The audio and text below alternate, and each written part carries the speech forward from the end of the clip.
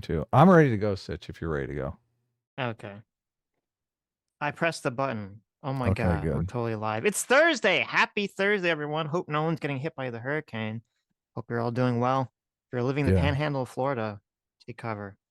What's going on, Hutch? How you doing today? Hutch is with us. Uh, I'll get him up on the screen soon enough. So, but you You get him guys, up, baby. yeah. Good. What's going on in Florida?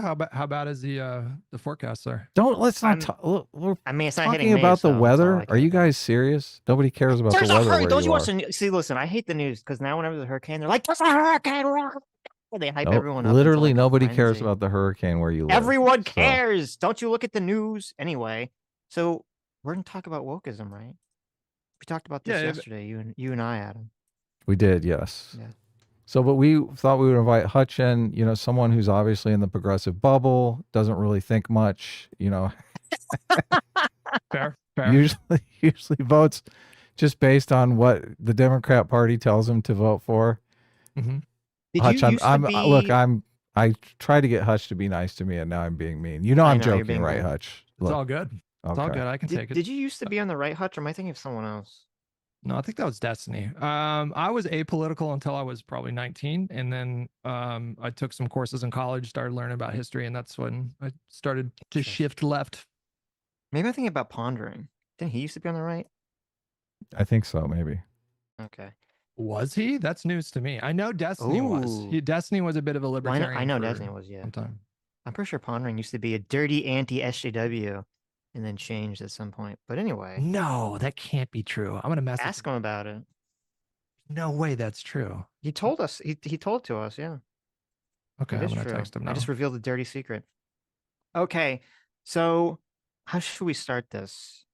Do you want to? Should we start with your tweet, Adam, or should we just ask Hutch what he No, we thinks should woke start. is? Look, I want to touch to define wokeness. Obviously, Okay. everybody has like different definitions of wokeness. So, What is Well, yeah, wokeness no, to you, Hutch? I feel like maybe Sitch, you and I had an exchange about this at one point on Twitter. I think Sitch and there's I have kind of different definitions of wokeness, so we don't necessarily agree. But Yeah, mine's right. well, look, yours is technically right, but there's two aspects of wokeness, and I think one takes supremacy over the other. So, Right. so what is wokeness to you, Hutch? well, I think you're right that there's different definitions of it. I feel like colloquially the most prolific understanding of the term is kind of nebulous to me.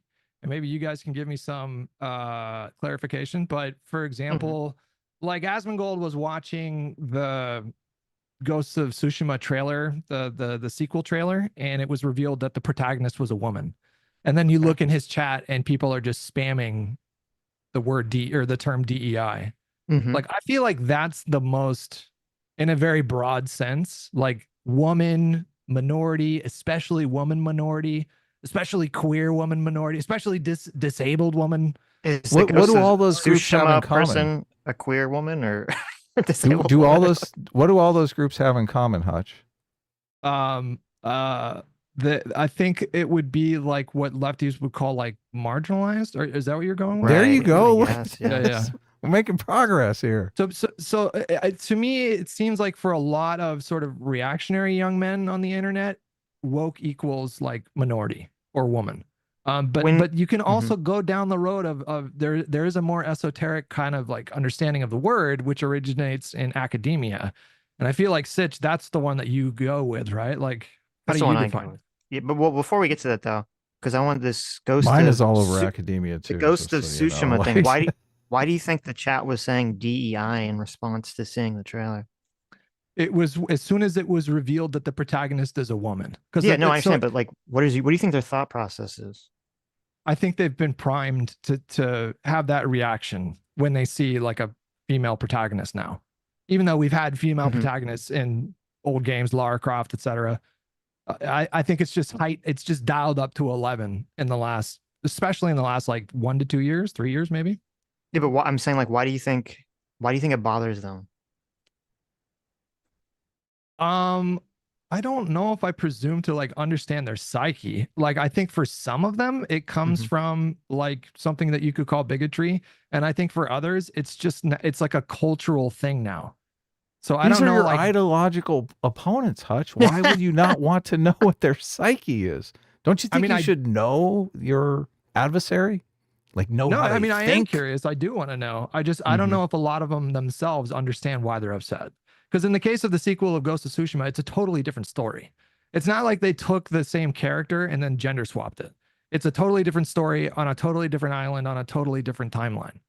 And so there's Well, no when reason why mhm. having a woman protagonist would be necessarily like problematic in the way that some people would think that like gender swapping would be.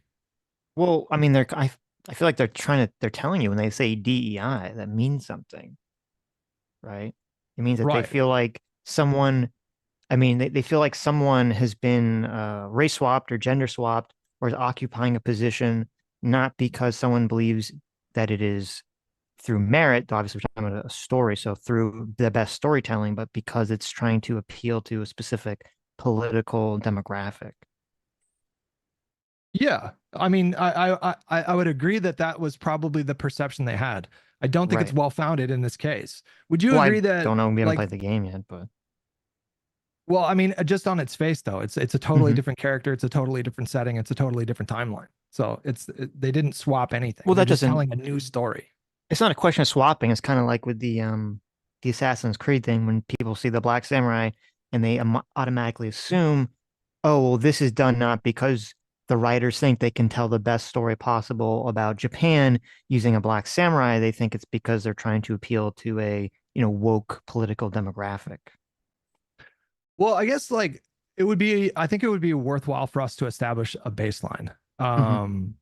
Do you guys think that it is an acceptable or maybe that's not the right word, but do you think that we'll just say acceptable. Do you think it's an acceptable goal for somebody who produces media, whether it be TV or games or TV or film? Do you think it's acceptable for people to intentionally pursue a diverse cast?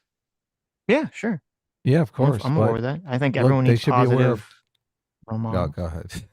I think everyone needs They positive should role be aware of models. So yeah, tokenism.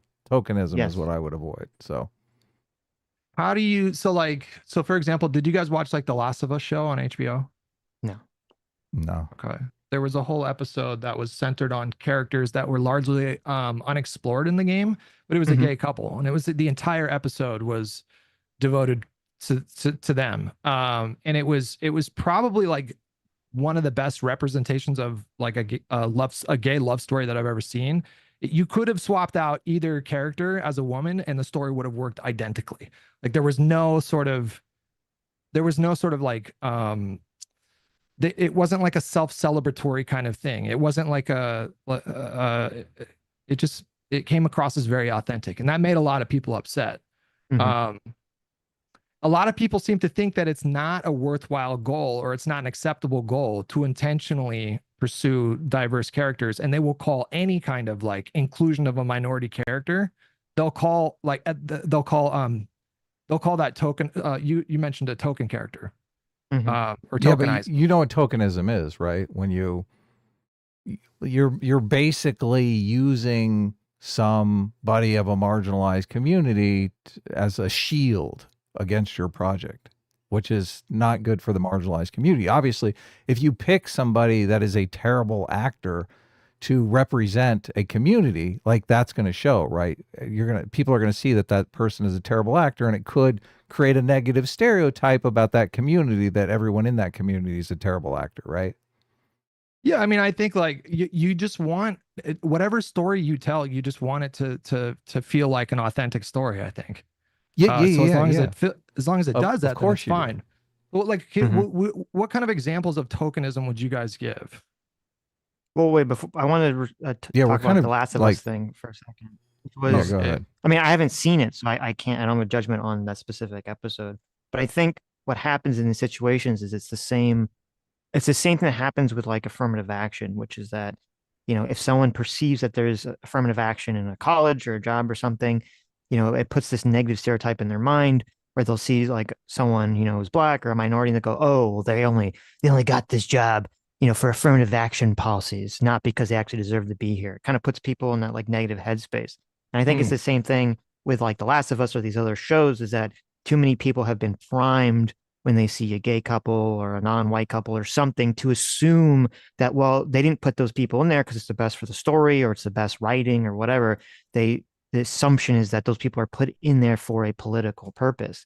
And that's sort of the danger, I think, with having, this like sort of like, we need to shove diversity into everything, is it makes half the population too cynical when they see like a diverse cast, as opposed to just being like, oh, like when Samuel Jackson was Luke, or was decided to be Luke Fury, like way back in the day, there wasn't really a bunch of people going like, oh my God, they just put Samuel Jackson there for like woke DI reasons. Like no one thought that. They just thought like, oh, Samuel Jackson's is a badass. It makes sense to make him like this badass character. Mm-hmm. Yeah. I mean, I don't think I necessarily agree with you in principle. I think like I'm curious about what are some of your examples of this happening?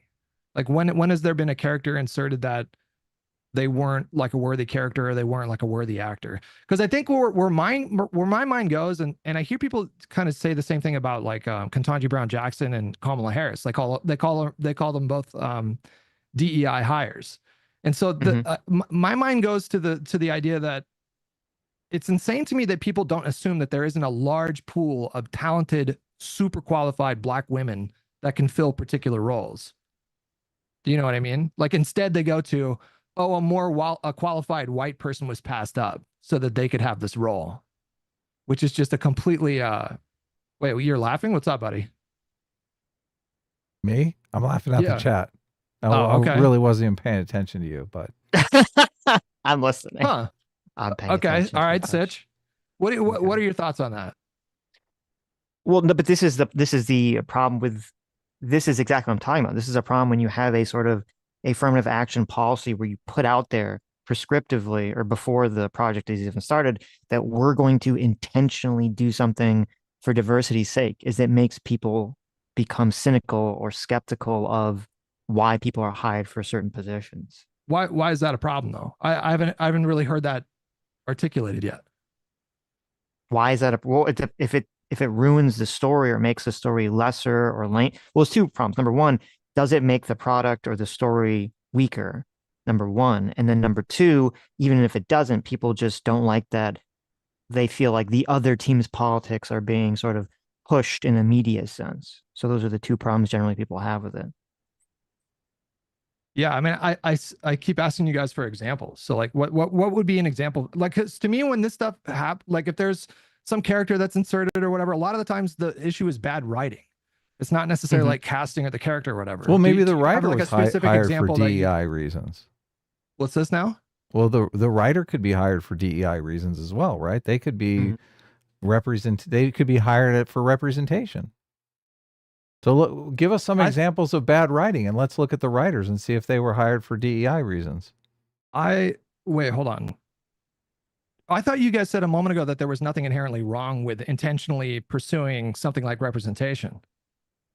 As long as you're avoiding putting people into positions where they're not up to snuff, where they're going to get railed on because their acting is not good or their writing is not good, because then you're setting up that community for a negative stereotype that these people are horrible, right? Isn't that what I said a moment ago? I said the problem was not like intentionally going for representation. The problem is if it's executed poorly. So if the character is bad, the character is bad. If the writing is bad, the writing is bad. Yeah, I agree. But you seem to agree that it's not necessary or inherently bad to pursue representation in the writing room or in the cast. Unless you guys don't mean that, or what's up with that? I don't think it's inherently bad to seek representation as long as you still hold to meritocratic standards, because the problem comes in when the meritocratic standards go out the window, and then all of a sudden you're creating negative stereotypes of some community that you intended to represent.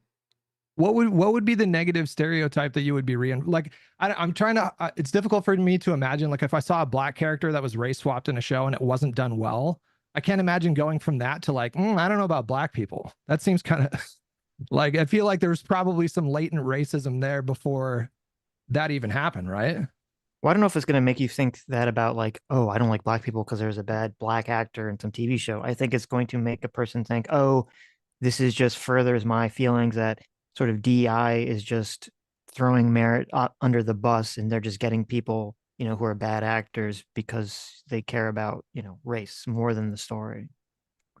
Yeah, again, I mean, I would just generalize that like my issue with media that doesn't work is if it's just not executed properly. I haven't seen a lot of strong, compelling evidence to demonstrate that deliberate efforts at representation is necessarily like hurting art right now. I just don't have the same perspective. Like the recent Star Wars show was a pretty good example. Like there were like a couple. Can we get back on to like what woke means? And I just look, a conversation about representation is not really super interesting, but Isn't it intertwined with like the term woke? It's difficult to avoid that topic. yeah, but I mean, you're diving into like the details of representation when I'm not sure that has to do with the definition of woke. I mean, well, I clarified to you earlier that I think for a lot of people, in fact, I would say for most people, their definition of woke, if people unironically use that term, their definition of woke is literally just like woman, black, disabled, whatever. It's like the ability to give yourself top scars, like in the new Dragon Age or whatever. That's like enough to piss people off. They call that woke. Have you heard the term? Go ahead, Sitch. You take well, no, because I don't know if you wanted to talk about this, Adam, but because I'm assuming you're going to bring up the Acolyte. Do you not think that the Acolyte had like woke messaging or woke themes whatsoever in the story? Insofar as woke equals like woman and gay, yes, it did. So just that there were gay women in the show. You don't see like beyond that. I mean, my issue with the show is that I thought the writing was pretty boring. I mean, there was like one really cool episode, but for the story to me, it was not that compelling, and the writing was not that great. I mean, it wasn't because they chose to put like a black lesbian in the show. I agree, but I would say that even beyond the casting choice, just the idea that you're going to try to have like the Jedi maybe be the bad guys, and a group of space lesbians be like, oh, we're the victims. Like you don't think that smacks of kind of like a woke political philosophy? I think there was a bit of nuance in the story there. I don't think that was necessarily, I mean, haven't we already explored the idea that the Jedi are fallible in previous entries? Like, wasn't that like a big part of fallible is not episode like, 3? Well, in the original prequels, which were also bad, by the way, there was this idea that the Jedi, I guess it's hard to tell because I think the prequels are so bad that a lot of people kind of do headcanon. So I'm not sure what is what is real and what is not real, but people have sort of interpreted that the prequels are supposed to be that the Jedi have sort of grown complacent, right? But that's different than saying you've grown complacent to the Jedi are, killing people and covering up crimes and hiding like, that they fucked up and maybe like did a police shooting. Well, they explored like the Jedi's hubris in the original trilogy, and then Rian Johnson like picked up on that theme again in no, in the original, the prequel trilogy. Yeah, okay. I was like, okay. and then Rian Johnson picked up on that and expanded on that in his movie. But I don't know if they took it to the extent of like where like the Jedi. I mean, the Jedi in the show didn't murder anyone in cold blood. That's not what happened, as far as I remember. No, but they covered up on the details. They covered up a bad police shooting. Right. You don't think that there was a police shooting like metaphor in the Acolyte? It seemed pretty clear to me. I didn't pick up. Maybe I didn't pick up on that at all. When the black lady turns into a smoke monster for no reason, and the Jedi just immediately kills her. I did not dive into the lore of the Acolyte because I just was not that interested in the show. I just thought that the writing was a great show. It was a great show. Okay, well, let's go back. Okay, so well, first of all, I disagree with how the Rian Johnson explained the hubris of the Jedi, but that's a story for another day. Let's circle back to wokeness here. Yeah. So I guess my definition, which, yeah, I guess we did. I totally forgot about that. I think we had some interaction on this on Twitter, is that wokeness is the concept that liberalism won't solve societal problems and that we as a society need to wake up to this fact and move to some kind of illiberal solution. And if you're on the left, usually that solution is some form of socialism or, far left ideology. That's what wokeness is. It's moving away from like, I guess I should say it's moving away from individualism to some kind of collectivism.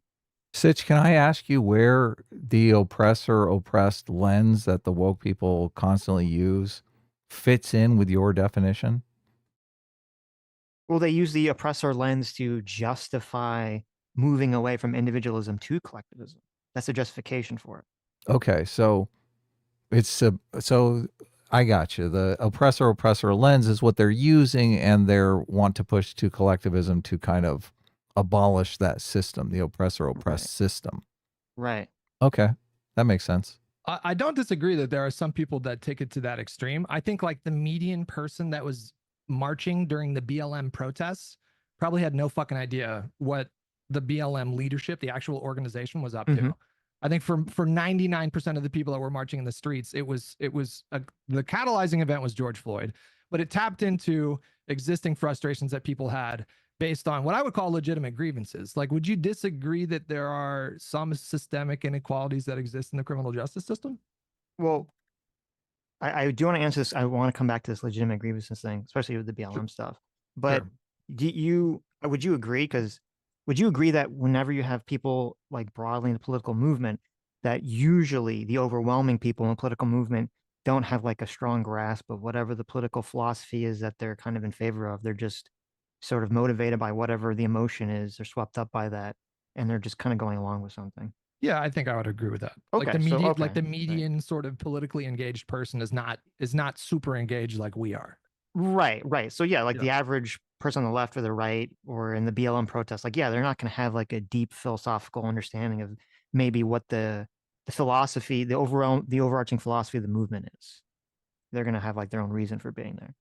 Well, I think you can find with any movement, you're going to see opportunists come in and try to hijack the movement for their own selfish purposes. You can see that on one extreme to the right with like white supremacists or whatever, and you can see it on another extreme with people trying to use like George Floyd to push, intersectionality, the BLM movement itself, and socialism or whatever. The people in charge of the BLM were just stealing everyone's money. So yeah, right. So, but no, but see, I think that's the George Floyd thing and the BLM stuff. That's a good example, sort of what I'm talking about. Is you had this narrative form that was completely untrue, that there was like this massive amount of police shooting unarmed black men, of white police officers shooting unarmed black men. And it turned out that that was not even remotely true. And actually it was less likely that a white police officer would shoot an unarmed black man than a black police officer. When, what was that guy's name? Roland Fry, I think was his name, did the study. And he actually got, basically shit canned for that. So yeah, that's the problem, is that you have a false narrative pushed, and then everyone freaks out over the George Floyd thing, and it causes, massive protests, massive riots. And this is right after, like, that was even crazier, because literally right before that happened, you had a bunch of people on the right come out, and they were protesting the lockdowns, and you had the entire media apparatus calling all those protesters evil and spreading COVID. And then as soon as the BLM protests happened, which were far larger and more wide scale, suddenly all these people come out mainstream media and say, well, it's actually okay, you're not spreading COVID because you're all outside or you're wearing masks or whatever. So it kind of just highlights the insane bias and sort of the cultural bias in the mainstream. I mean, I don't disagree that there was a different standard applied to the BLM stuff. I would not say that they were like equivalent in terms of legitimacy of the grievance. I don't disagree with you when you make the case that there were a lot of people that were confused about how many unarmed black people were dying at the hands of police every year. I think if you polled a lot of the people that were marching in the BLM protests, the thousands all over the country, you probably would have heard people say like, thousands. So I don't disagree with you there. And there was also some confusion about like Jacob Blake in particular. He was the guy near Wisconsin, the one that the preface the Rittenhouse situation. That guy 100% deserved to get shot, and the media basically lied about it. I don't know to what extent the media did. I mean, I'm sure you're probably right that there were a lot of people on media. The reporting was all like Jacob Blake shot in the back by the police officers, all leaving out the fact that he was getting into a car, essentially kidnapping, some women's children. Well, I mean, I guess it was like his children, but he didn't have custody of them. So, right, yeah, there was a lot of confusion about, but I would say like the BLM stuff tapped into grievances that I think are real and I think are justified. So it wasn't just the fact that there was a guy kneeing on somebody's neck for 7.5 minutes or however long it was. You also have situations that I think like most people are sort of broadly aware of, which is the fact that like black people are more likely to be pulled over in the first place. Even if you adjust for the same priors, if you compare the sentencing between a white person with low level drug offense and a black person, the black person on average is going to be sentenced longer. On average, they're not going to be able to afford as good of a lawyer. And so there's disparate outcomes there. So, you know, I don't think it's wrong to suggest that there's issues that need to be addressed. But I'm not going to disagree with you on every point you make about some people that were not honestly talking about what the issues actually were. Some people were obfuscating and making it worse. The issue, but the problem was that, I mean, those people, you know, all the people that were kind of out there for BLM that were so energetic. First of all, I mean, obviously, I imagine a lot of that energy was because of the lockdown and people just wanted to get outside. But putting that aside, you know, I don't think the people were out there because they're like, oh, you know, I feel like there's a statistically high proportion of black males that are unfairly pulled over. They were primarily out there, and when you ask them, people would say this. And there was polling, I remember, where people would say what you were saying. People, like overwhelmingly people, especially on the left, would say that they thought that there was thousands and thousands of black men killed, every unarmed black men wrongly killed by police every year. And it was like, I don't know, it was like in the low double digits or something. I thought that year it was like 15 or something, or 20. Yeah, it's not even 20. Yeah. Right. Yeah. It was like, yeah, exactly. And so it was like, there's a completely false narrative that spawns this entire movement. And that was the primary thing that was getting people out there. And it just kind of shows how insane the reporting was on this and how it was just completely factually incorrect. I mean, wouldn't you agree also that it was just the visceral nature of the videos? So like take Jacob Blake out of it because we've already covered that, but Philando Castile, that was brutal to watch that footage. Do you remember that footage? It was I don't remember the Castillo footage at all. He was illegal. He had a legal PETA permit to legal carry, and he told the cop who had pulled them over, "I have a gun, just to let you know. I'm a concealed carry license, blah blah blah blah blah." And he went to get his license and registration, and the cop opened fire and shot him like 7 times. His wife picked out her phone and started streaming on Facebook Live. You know, we saw footage of this man dying. Even the NRA, I think, came out and condemned the police for doing that because they faced so much pressure there. And then obviously the footage of George Floyd himself just slowly being suffocated. I mean, wouldn't you agree that the visceral nature of that kind of violence that people saw on their social media feed probably was a huge reason why so many people felt? I mean, I don't disagree that a lot of people were in lockdowns, and so there was probably like a craving to get outside. But I would argue, yeah, that was some brutal footage, and I think people had a right to be upset. Yeah, no, I agree that.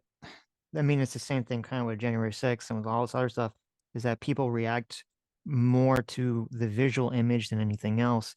And so with George Floyd, yes, people would see the image of, you know, or the video of him on the floor, you know, saying he can't breathe and the officer on his back or his neck. And that is like highly what motivated so many people. I agree completely. No, but even that was somewhat deceptive because obviously, you know, the media would kind of hyperfixate on once he was on the floor saying he couldn't breathe and not really showing the footage of him in the car, you know, refusing to be in the car, saying he couldn't breathe in the car, resisting arrest, pushing himself onto the floor in the first place, you know, basically doing all this stuff. So, but obviously that doesn't justify what happened. And I think people had a right. I mean, I think the cop, I mean, I disagree with I don't think the cop intended to kill him, but I think the cop is definitely guilty of, you know, when you're a police officer and someone's in your custody, you're 100% responsible for trying to maintain their safety. And obviously, Chauvin he completely didn't seem like give a fuck and did completely derelict of duty in that regards. So I completely agree that he should be found guilty for that. But maybe we're veering a bit away from like the woke stuff. I mean, I feel like this is all tangentially related, but I'm still struggling to understand where our disagreement is necessarily, because I feel like both of you guys acknowledge that intentionally going for representation in media is not necessarily a bad thing. And I agree. What makes a bad thing is the bad writing, is the bad execution, is the bad acting, blah, blah, blah, blah, blah. Can you, I wanted to get some concrete examples from you guys. The reason that the way that we got off on the George Floyd thing is because I kind of explained my definition of woke. And then you said that you didn't think like the rank and file people had that ideology that we both agree upon. But this is sort of the destructive nature for a lot of political movements, is that people don't really realize necessarily what exactly it is they're advocating for. And so I guess what I was going to ask you was, do you remember the P plus P equals R craze when that was sort of like the governing philosophy that the left was pushing like a few years ago? Oh, is that poverty plus privilege, Privilege. or Privilege is it plus power power equals plus racism. privilege equals racism? Right, right. Right. Do you agree that well, I mean, what are your feelings on that statement? I think I've shifted a little bit in that way because Hmm. I'll be honest with you guys. Back in like 2017 and 18, when I first started covering politics in the Trump era, I will just straight up admit I was completely blind to some of the more unhinged stuff on the left. Hmm. I just maybe I didn't want to see it or whatever. But my bias was very much to the point where I didn't see what they were talking about. And I went along probably with a lot of like what you guys might have problems with now, but especially during the Biden era, I've clashed way more with like that pocket of the left than MAGA, because they've been louder critics of Biden. Really? What was something that you like believed in, but you've changed your mind on? I mean, like the example that you gave right there, Mhm. like I think I probably tweeted something out at some point that was akin to, well, white people, I mean, you can't be racist against white people. I probably unironically Right. tweeted something like that at some point. I don't Mhm. remember, but it sounds like something I would have said at a point. And Why did you change your mind? somebody called me, can I say the word on what platform are you on? I don't We're know on if I can YouTube. We're say on the word YouTube. on Please, no uh, I think slurs. you can say I cracker. I think that's allowed. I That's what I you're can't gonna I say. can't on Twitch, so I'm on that platform. You So can't so say cracker. I don't Okay. think so. No. But yeah, people started calling me that word, and I did not fucking like the way that I felt Interesting. when people were calling Wow, me that word. I was interesting. like, wow, because it felt like in the moment, it was like someone is trying to like they weren't engaging in the substance of what I was saying, but Hmm. they wanted to dismiss what I had to say because I was white, and I didn't like that. What do you Now, remember obviously, why they were calling you that? Like, who fucking knows, bro? It could have been right. about Palestine. It could have been about any number of things. Hmm. Like, but Okay, okay. yeah. But I mean, I still recognize that there's like a difference between that kind of racism and the sort of the stats that I gave you before. Like one Hmm. is probably worse than the other.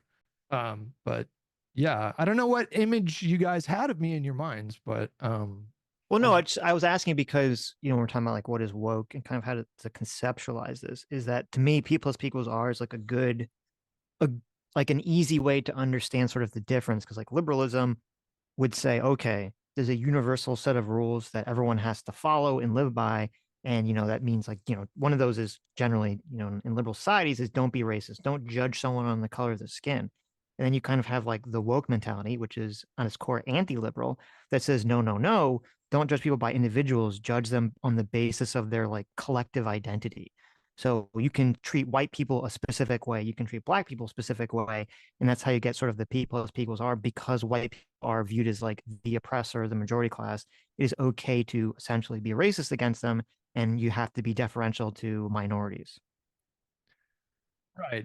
So I guess the question that pops into my head is like, okay, so would you agree that generational wealth favors like white people in this country?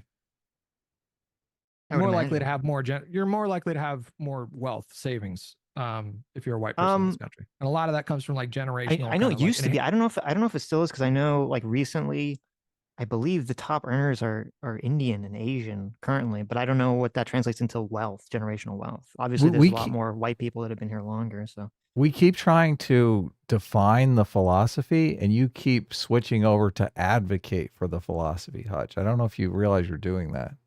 I think I'm advocating for something. I don't, and you guys might call it woke. I'm trying to get into specifics to see if we even disagree. Because I don't think it's a bad or a racist thing to do like targeted government aid to sort of try to fill in gaps like generational wealth disparities between white families and black families. To me, that's not woke. It's just kind of sensible policy.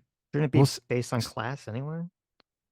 I mean, we're talking about the averages. So we're talking about, I mean, like I Right. understand what you're talking about. Like, but Martin Luther King even talked about doing like a holistic, targeted, or holistic approach when it came to targeting poverty broadly.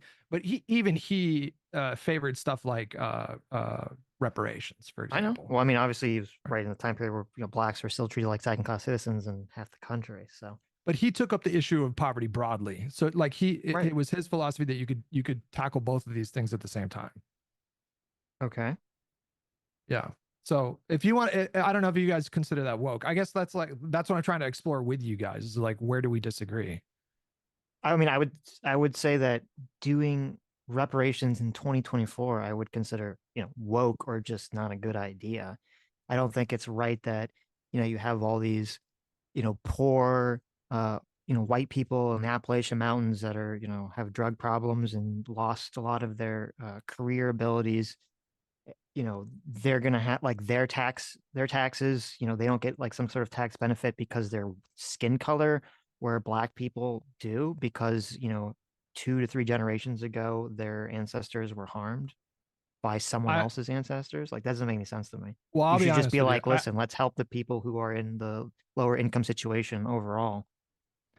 I don't think about reparations just because I would say pragmatism is at the forefront of my politics. So like the first question I ask is like, is this even doable? And if it's not, then I just don't think about it. So I don't think about major gun reform, for example, because I don't think that's going to happen. I don't think about reparations because I just don't think it's going to happen. So But you'd be in favor of it if it could happen? I mean, look, Sitch makes a good point. There are white people that are not experiencing intergenerational wealth too. Do you think it's fair to give reparations to black people just because they're not experiencing intergenerational wealth because of this thing that happened, like Sitch said, generations ago? Right. I don't think about it very much. I'd be open to arguments one way or the other, but I truly I'm agnostic when it comes to that. I think that I don't know what you guys think the role of government is, but I see the one role of government that I would like to be in my ideal system would be government would fill in the gaps that capitalism, maybe there's some shortfalls there. Right. So if we have people living below like a poverty line, if we have people living below like a minimum standard of living, then I think that it's good and justified for government to come in and intervene in some way, whether that be through tax credits or stimulus programs or social welfare spending or whatever. That's like my whole philosophy there. But you I'm don't not think skin super color is a focused good on- metric for those programs? I think you can use skin color to highlight disparity. And if you can highlight or identify disparity, then ideally you would want some sort of an intervention to make up for those gaps. That just seems sensible to me. Right. But so I don't disagree with you. You are in favor of using skin color as a metric for doling out these programs. When it's what would make it relevant? What would make it relevant? So, for example, I brought up a moment ago, but the disparity between white households and black households, there's a huge wealth disparity there. Still to this day, even though we ended Jim Crow 60 years ago. I get curious about, like, is there a way that we can address that? You don't want to do it in a way that does more harm than good or leaves, like, I'm not saying that we should ignore like poor white people. Like, I think that poor white people deserve government programs as well.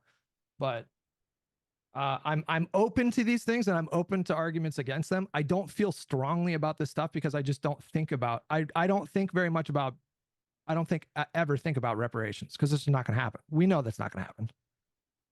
Okay. I mean, I guess, I mean, if you don't feel strongly about it, it's fine. I'll just, you brought up this example of wealth disparity, and even if there is wealth disparity between races, which I believe there is, I don't think it makes sense for the government to target a policy where they say, okay, well, we're going to specifically, only give, lower income black families money because of that. That doesn't make sense to me, as opposed to just having an overall policy where you say, let's help lower income people. And then obviously on a per capita level, that's going to help proportionally more black people. I mean, I don't necessarily disagree with that. If there was some policy that you could give me that would treat, or that would try to remedy poverty holistically, then I don't know the answer to that question, obviously. Yeah. Well, I'm like a progressive liberal, so obviously I'm big on, like, send them money. Let's give them help with housing and school and blah, blah, blah, blah, blah. But I thought for some reason, I thought we were going to focus on like wokeness in media. Because Well, no, I I mean, we weren't really, I mean, we weren't really going to focus on wokeness and media was, because I don't know if you've seen, I mean, do you know who Konstantin Kisin is on trigonometry?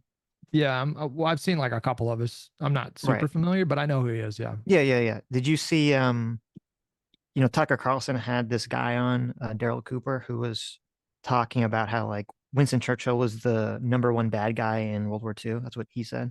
I heard about that. Yeah. Right. And so Konstantin's been sort of pushing this concept of like, okay, like there's this thing called the woke right. And he was referring to Daryl Cooper and Tucker Carlson and sort of what they're pushing as the woke right. So yesterday, me and Adam were having this long conversation about does it make sense to call this sort of anti-liberal version of the right woke or not? So that was kind of the context of the conversation. It wasn't really about media or anything. It's like the anti woke. I mean, is it not just?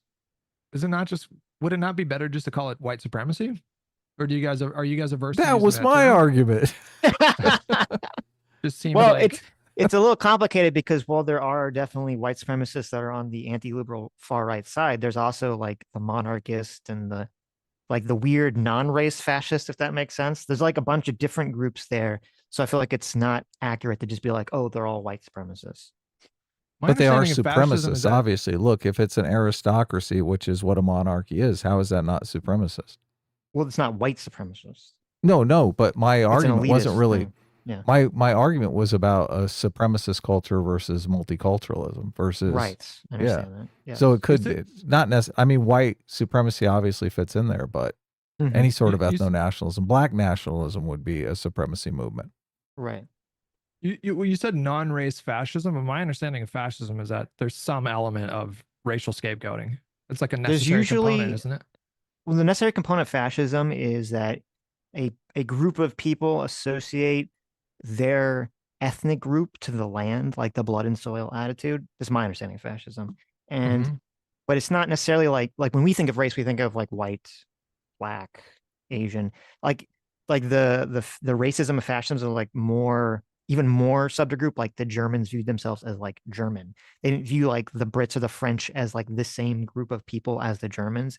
I think it was the same thing because I think like in fascist, well, like Nazism is a little bit different than just Italian fascism, but in Italian fascism, my understanding is that he sort of Mussolini united all Italians, even though they had viewed themselves sort of as different ethnic groups together as like one unified Italy, even if they were sort of bigoted against, non-Italians. So that's what I'm saying. Right. Like there's like fascism. I feel like a lot of fascism now, or this kind of like neo-fascism or whatever you want to call it, it's really based on like this desire for like a collectivist fraternal attitude that they feel like liberal individualism has sort of killed. Like there's like a sense of community that they're pining for essentially. Yeah, no, I wasn't suggesting that fascism is tied to white supremacy specifically. But there's Right. some level of like there's a racial element to it usually. Usually I would imagine so, yeah. Right. Yeah. Do you guys think that do you guys think that there are legitimate grievances there in terms of like if you don't go full fascist and co-sign everything they say, but you're talking about like the reasons why they sort of turned to that ideology? Like what do you see as sort of like the legitimate grievances there? And like what would you Right. No, well, this is sort of I forget. I don't remember if it was Jordan Peterson that said this or someone we were listening to this the other day. They were saying that part of the way in which extremists take hold is that there's some kind of problem in society that society is not addressing, and only the extremists will sort of bring it up, and then they pile in their own extreme crazy shit like on top of it, and it kind of sucks people down the pathway. And so you have this problem where, in our society, there's a lot of income inequality. There is people feel that, they don't feel like they have the opportunities economically or even romantically to the same extent that their parents did. There's a lot of people not having children, not having families. There's a lot of people that have felt like they've lost their way, sort of, and that, a lot of people kind of, and I don't agree with them, but a lot of people kind of blame liberalism for that, the failings of liberalism for that. And so I think, even though I think those are legitimate concerns, that's how they get kind of sucked down these collectivist rabbit holes where there's like an ideology that says, okay, well, you're going to find meaning through this sort of collective identity, whether it be a race identity or, socialism, a class identity or whatever. what would you like both of you do? For example, I'm curious, like how would you guys systemically address, for example, you brought up like loneliness, and I think Mhm. Jordan Peterson touches on this a lot when it comes to like young Right. men. And then I've heard him like float some pretty insane ideas. I don't know how committed he was, but you know, like it's like, well, maybe there should be some kind of state intervention to like make sure that people are like paired up properly. I mean, like, how would you handle the male loneliness epidemic in a way that turns them away from like fashy kind of light stuff? Are you talking about when Jordan Peterson was advocating for enforced monogamy, where the state actually abducts women and gives them to incels as wives? Is that what you're talking about? He said something along those lines. I I mean, he didn't know. get I into the remember. Oh my specifics. God. It was like insane. Can you believe that? I Wait, cannot I feel like believe you're that being Jordan sarcastic. Peterson. He's being sarcastic. Okay, Can't say well, that, but clarify then. Because I saw that clip, and I vaguely recall that clip. Right. What did Jordan? he talked about this concept of cultural enforced monogamy, and it kind of got spun that he was like implying what you were saying, that like the government's going to come and like give people government mandated girlfriends, and that's not at all what he was talking about. He was talking about how Yes, I was like, kidding, just to make it yes, obvious. Adam was Okay. joking. He was talking about this. But This hold on a second. concept. I feel like I remember Jordan Peterson saying like, I don't know, maybe the states should get involved, like doing one of those open musings kind of thing. I don't recall that. What I do recall is him talking about how, you know, there used to be a culture in America that would shame people for sleeping around and promote people for getting into stable pair bondings with the intention of raising a family. And when he said culturally enforced monogamy, that's what he was referring to. Okay. If I find a clip, I'm gonna send it to you guys. Okay, Please send it to do. me. Like, I don't wanna see remember that him. clip. I don't remember I'm him not saying that he that. was out here like full-throated suggesting that the state get involved, but I feel like there was a throwaway quote where he was like, "Well, I don't know, maybe there should be something there." Well, Do you know the woman quote, that came up with the enforced monogamy quote? The woman who wrote the article has since recanted on that hit piece she did against Jordan Peterson. I'm not familiar with that. I remember watching the whole. I remember watching the whole exchange during that interview because it was videotaped, and so I think there was like a 10-minute clip that I remember It seeing. was not videotaped. Well, no, he might have, because we're talking about his different response. things. His response to the article was videotaped. Right. Yeah, because this concept, the cultural enforced monogamy, it first came out in a New York Times piece on Jordan Peterson. Was it Nellie Bowles? Written by Nellie Bowles. Yeah, exactly. Bowles, yeah, who wrote this. And she kind of did it in a dishonest way. And I don't know if I recall he'd been interviewed about it afterwards. I don't remember all his answers. Yeah, he responded to it. People brought it up at one of his shows, and he responded to it. Yeah, and there's clips. I mean, we could watch the clips of his response, but it's funny because isn't Nellie Bowles is now in a relationship with Barry Weiss, and I believe she's sort of she's changed her opinion of Jordan Peterson dramatically. So right, she's kind of become anti woke left now. So yeah, interesting. Yeah, I'll look into it. But I mean, to answer the question, I don't think there's anything. I'm not sure there's anything the government can do about it, unless there's some way that the government can just try to incentivize people to get into to have families and to have children in a stable family relationship. But you know, lower home prices would help a lot. I mean, let's be real here. Yeah, like, well, you know, trying to lower housing prices, obviously. Affordable housing would go a long way. Giving people tax credits and tax breaks for having children and things of that nature. And there's some sounds like you guys are making the case for Kamala, right? There you go. There's some social policies or some economic social policies I think need to be changed, where it sort of incentivizes women to get divorced or to have children out of wedlock and things of that nature. But and I do think that Jordan Peterson is correct that there needs to be sort of a cultural shift where we go back to trying to promote people to trying to get into stable relationships with the intention of raising a family, the nuclear family. That'd be the solution, I think, to a lot of the mean crisis in the world. No, but seriously though, it sounds like you guys are making the case for Kamala, right? Yeah, well, Adam and I are both we like, well, it's kind of a mixed bag because we like that Kamala was talking about building 3 million houses. I think we're sort of like, well, then when we looked into it, because I thought she was saying she wanted to build 3 million houses in 1 year, but she was really saying 3 million houses over 4 years. And I believe that's actually under the current expectations of just what the natural rate of building houses would be over 4 years. It wasn't 3 million on top of those regularly built? She has never specified. She just says 3 million. I think it's expected there'll be 4 million. And she just says we're going to build 3 million houses. So it's like, well, That's a good But it question. wasn't- Do you it wa- mean 7 million? Like, what do you mean by that?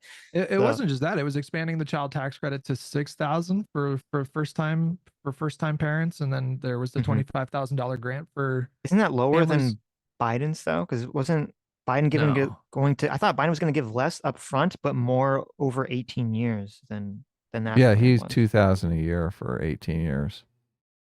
Was it 2,000 a year?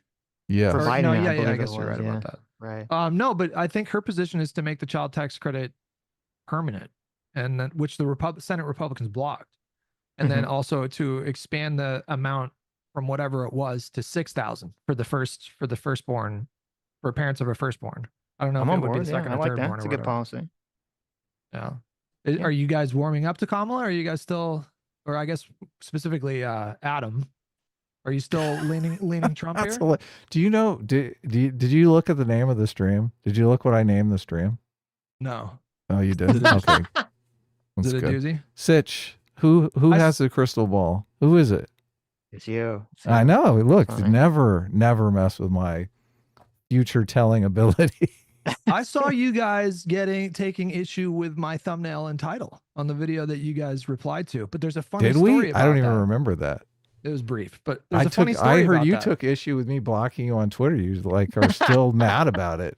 I can't I'm not- believe I- you're. I'm not live your Look, life. if you're I'm losing, fine. if you're losing sleep over it. Look, I already unblocked The you, first few days were rough. I won't lie. It was difficult to eat and I didn't sleep well. But You had like the a funny picture of story Adam. about the funny story about that thumbnail and title is that I originally told my editor, I was like, well, let's scale back on that a little bit. And then I Mhm. looked at what you guys normally do for your titles and thumbnails. And I was like, Right. oh, never mind. Let it rip. Yeah, I for, like it. for There you go. hugely famous people. What are you talking about? Like I would never go You guys after aren't a hugely smaller. famous. No, not at all. Like No, we don't you're even have punching 100. down. How dare you? We're oppressed look. victims here. You are, you are a much bigger channel than us. So I am look, just if, getting back into YouTube and building it back up again. if you're after if you're years of saying I inactivity. can't, if you're saying I can't go after Trump or Kamala Harris in the thumbnail, then I mean, let's be real. No, but I mean, like, listen, we all play the game, right? Like, we know you got to do like a punchy title. I and, don't. What are you like talking tears, about? Tears in What- the look, thumbnail. Oh, Well, who does your I did. thumbnails? I guess I did do too. I did do tears in the thumbnail with you. Yes, I think Right. I did. I think Right. that's why the editor chose to do that. We took We inspiration. only from talked you about guys. the thumbnail and the title for like like 10 seconds, didn't we? I don't remember. No, us I really didn't. I spending didn't much say time you on guys it. were talking about it for like 45 Right. minutes, but I saw you Yeah. took issue with it just briefly. Okay. I don't. I thought it Yeah, was funny. I thought it was dumb. I don't recall. So Well, I thought it was weird because you had like the little cry face on my avatar, and I'm like, I'm over here as the person who says that I won't vote for Trump on principle. So it was weird that you're sort of casting me as like, I'm upset that people are saying Kamala beat Trump in the debate. That doesn't look, make I'm going to sense. vote for Trump on principle. On the principle that it's going to make. Really? Okay. Yeah, on the principle that it's going to make Hutch cry. That's the. That's a that's good the principle I'm There you go. enacting. I like it. It's not that deep, Sitch. It was just aesthetically, I liked the way that the cry face. I see. looked I'm on your the guy. suit avatar. Gotcha. Yeah. Look at that. It Wow. felt better to me. Fake. Look at this. How do you guys feel about the state of the race right now? Are you guys feeling good about Trump? I still think it's really close. But I Yeah, I don't. You I can't would- call. I think I would definitely at this point I would prefer Kamala to win, but I don't know. I think she has a good shot of losing currently. Do you guys think it's interesting that Kamala and the Democrats seem to take the position of that, even though she is slightly ahead and it's within the Mhm. margin of error in basically every swing state Mhm. within 2 points, even though like the conventional wisdom right now is that she is slightly favored to win, but the Mhm. Democrats and Kamala are telling their people we're the underdog still, we're behind, we got a lot of work to do. And it's the opposite take in MAGA world. They're over there saying all the polls are fake. He's ahead. Don't, like it's just an interesting sort of like difference in tactic. Well, I think with the Kamala camp, well, first of all, my understanding is that Kamala has to win by more than the margin of error to win the electoral vote anyway. So if she just wins by like 1% in each state, or I guess overall, maybe I guess if she won by 1% in each state, then she would win. But if she won by 1% overall, then she would still lose because she needs to win by like a higher margin. So just to So- stop you there, that's not necessarily the case because Republicans have made marginal gains in states where they don't have a chance. So Republicans have made marginal gains in New York. In fact, that manifested in New York was one of the reasons why they took back the House in 2022. Okay. And California, there's been some marginal gains in California as well. And so if you can win over like Republican voters in California, it doesn't have any impact on the electoral college, but you're chipping away at that electoral college disadvantage. So she could only win the popular vote by like 0.5 and still win. We don't know if there's that same electoral college disadvantage built in this time around. Oh, I think I understand what you're saying, but like you're essentially saying that because the Republicans have made up ground in blue states that would kill the popular vote advantage that Democrats would have normally. Is that what you're saying? That's exactly right. Yeah. It chips away at the sort of baked in electoral college disadvantage that Democrats have had for the last several cycles. I would be worried if I was on Kamala's team that if the Republicans are making ground in blue states, that's not going to bode well for swing states, though. Trump is going to win California. It's definitely in the bag for him. Were it not for those 3 million undocumented people voting in 2016, he would have won. Yeah. Do you know that those undocumented people are voting for Trump? What are you talking about? Did you know that his source for that was literally just some guy on Twitter? Like some random guy claimed that 3 million people vote. You did know that. And then the guy got interviewed on, I don't know, CNN or something. And they asked to see his sources. And he was just like, nope. He just made it up. Yeah. Yeah. No, Donald Trump formed an entire voter integrity commission. Don't you know the Bill Barr story? Which one? He's like on Air Force One and he's like bitching at Bill Barr like about all the voter fraud. And Bill Barr he kind of goes through like a list of 20 things, and Bill Barr tells him that each one of these voting fraud things have been debunked. Yeah. And when it gets to the end of the list, he just kind of repeats himself. And Bill Barr's just like, "Oh, you've become unmoored from reality at this point." Or that's how he described. I don't know if he told Trump that, but he described it as afterwards as that. There's a HBO documentary called "Stopping the Steal" that's all about the elector stuff that just came out. Wow, it's really good. So if you're interested, yeah. But they interviewed Bill Barr for that.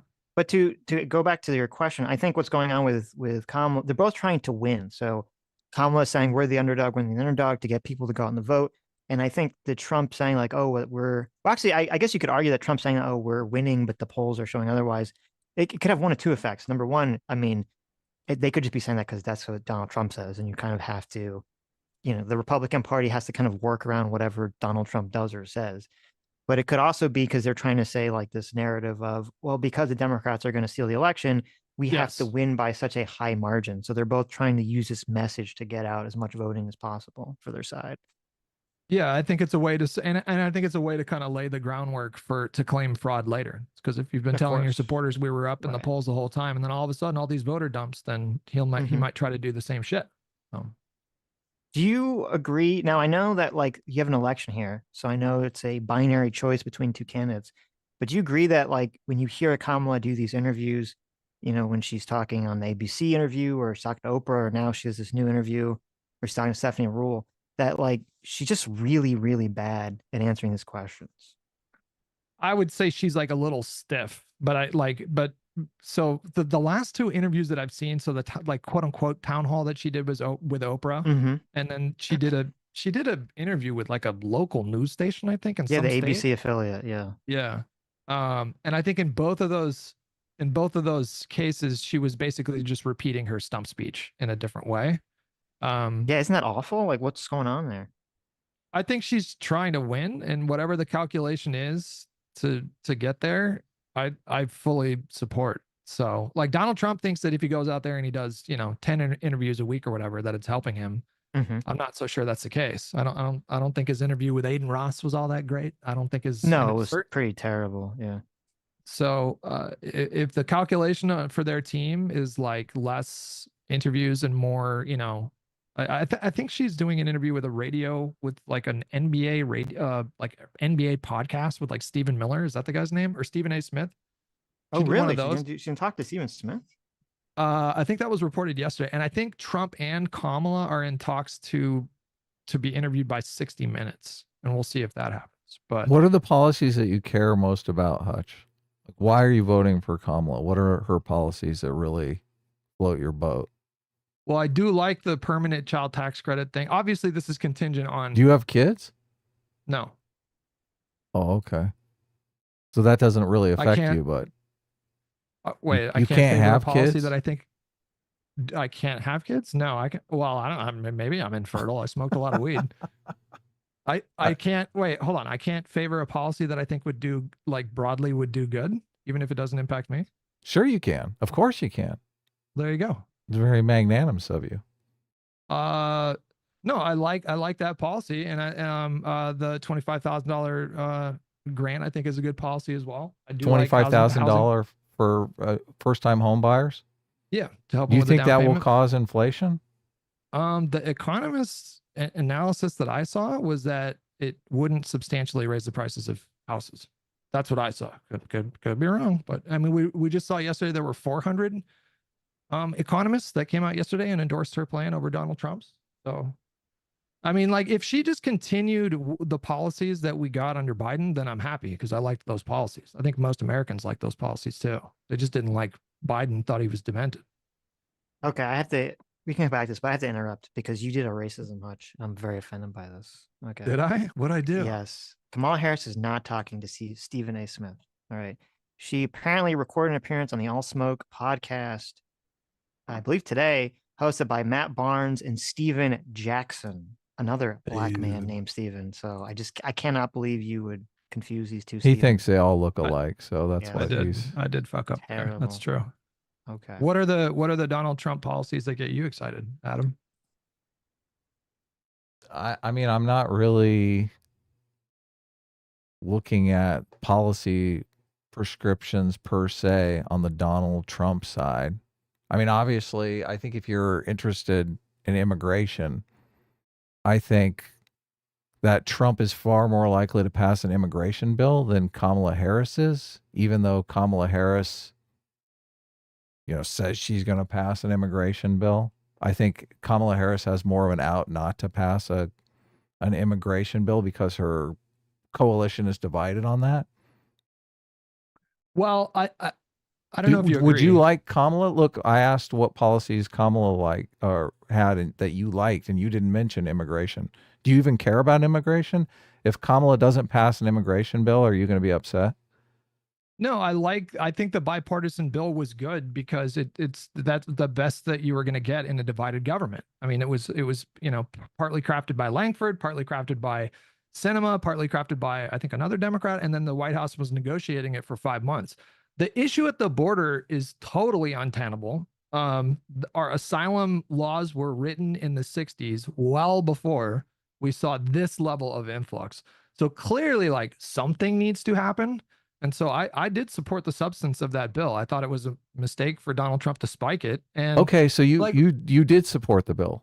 Look, yeah, I'm asking you a very specific question. If Kamala Harris gets into office and she never brings up the immigration bill again, it goes the way of the public option. Like obviously Biden talked about the public option in the election. As soon as he was elected, never came up again. If immigration goes the same way as that with Kamala Harris, are you personally going to not vote for her in 2028? No, well, no, to answer your question, but I think that would be it's almost unthinkable to me that there wouldn't be some kind of movement on the immigration thing. Would you agree that it looks good for the Democrats in the House? I'm not asking. Well, hold on. Would you agree that it looks good for the Democrats in the House and it looks good for Republicans in the Senate right now? I'm asking you a very specific question. I'm asking you if she can't pass a bill. Like there's two ways this could go. She could not bring it up and not pass a bill. She could also bring it up and the Republicans could block her. They blocked her for political reasons already, right? Well, they blocked Biden. No, yeah. Okay. Yeah. They blocked the bill that would have been beneficial to both Biden and Kamala Harris, right? Kamala Harris is on the stump right now saying that Donald Trump blocked a bill for political reasons and a bipartisan border security bill. We agree on that, right? Right. Yeah, of course. Yeah. Look, okay. Of course he did. Of course he did it for political reasons, right? Everyone in this space is operating for political reasons. Yeah. But so and Kamala has said, I will bring that border bill up and I will sign that bill. But the thing that she never answers and nobody ever asks her is, well, the Republicans blocked you once for political reasons. What makes you so sure they aren't going to block you again for political reasons? And and because they don't want you to run on the fact that you passed a bipartisan border bill in 2028. They could do the exact same thing. I mean, I think that would be politically foolish of them to do that after this election. So You don't think the Republicans ever do anything that's politically foolish? I mean, they shut down the government. Come on, Hutch. Well, I don't think that's a compelling reason to vote for Trump. Like to tell me like, well, what if the Republicans block? I'm not. Look, this is her not about agenda? Trump. This is look. This is not about Trump. This is not about who I'm voting for.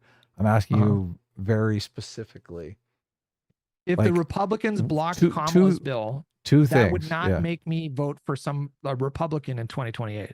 First of all, I'm not a single issue voter, and second of all, that just wouldn't motivate me to vote for a Republican. But immigration is not the. If you were a single issue voter, I'm assuming immigration would not be your issue. Like, how would you No. rank your issues? What is your big issue aside from the child tax credit? I'm like, to be honest with you, I'm kind of in your camp where like I'm not super focused on policy right now. I mean, I do have like a general list of like priorities that I think take place. Like anything that addresses income inequality, you guys brought up income inequality before. That's like anything that can raise the minimum standard of living for like working class people, whether that be through an increase of wages or tax credits, whatever government mechanism helps people so that they're not stretched beyond their means. I'm in favor of these kinds of sweeping policies. Like, for example, I look at like the Nordic states and I just salivate. So like government provided healthcare, 18 months paid maternity leave, paid sick leave, paid vacation, all these like, robust welfare state. Like that's my model. Like, so if you're looking for like my list of priorities, then Sweden, Finland, Norway would be good examples of these kinds of things. But I'm not super focused on policy, and I don't think you are. I don't think this election is going to be decided on policy. I am, but the politicians are not really catering to my policy desires anyway. So it's kind of welcome to being an American. That's that's a democracy with 330 million people with a divided government. It's really hard to make people happy right now. So. But I do think people are doing a calculation on immigration. I do think people want something done on immigration. So they're kind of weighing their options on which candidate is going to get the ball down the field on immigration.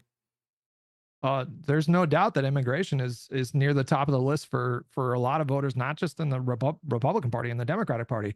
Lest we forget, I mean, a big reason why the bipartisan immigration bill happened in the first place was because it wasn't just Republican politicians that were getting pressured from their own constituents. I mean, Democratic politicians were getting calls from their own voters saying, we want you to do something about the issue at the border. So a lot of people also believe that Donald Trump would be better for the economy than Kamala Harris. Continually in polling, more Americans are confident Donald Trump would handle the economy better. What is your take on that? I don't necessarily like pay strict attention to public opinion polls. I think they can be somewhat informative. I don't know if you've noticed, but she's closed the gap on that particular issue quite a bit.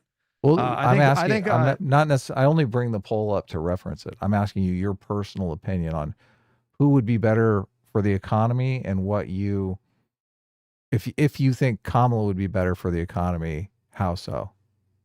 I absolutely think Kamala would be better for the economy. I don't think a flat 10 or 20% tariffs is good economic policy. I think those costs just get passed right down to consumers. That's what most economists think. I think that aren't those tariffs to protect the American worker, though? Isn't that the point? Maybe that's the point, but the costs still get passed down to the consumer. So would you be more in favor of protecting the American consumer or protecting the American worker? I don't know if I have a preference there. It's just whatever makes everybody's life better. I don't know. Right. I don't know how to answer that question. I'm not like a strict protectionist. So yeah. But I think that's the difficulty what we've seen with Democratic administrations for the last 3 Democratic administrations, they've come into office when the economy was struggling, and they left office with the economy being in much better shape. Clinton, Obama, Biden. It's the same story with all 3 of them.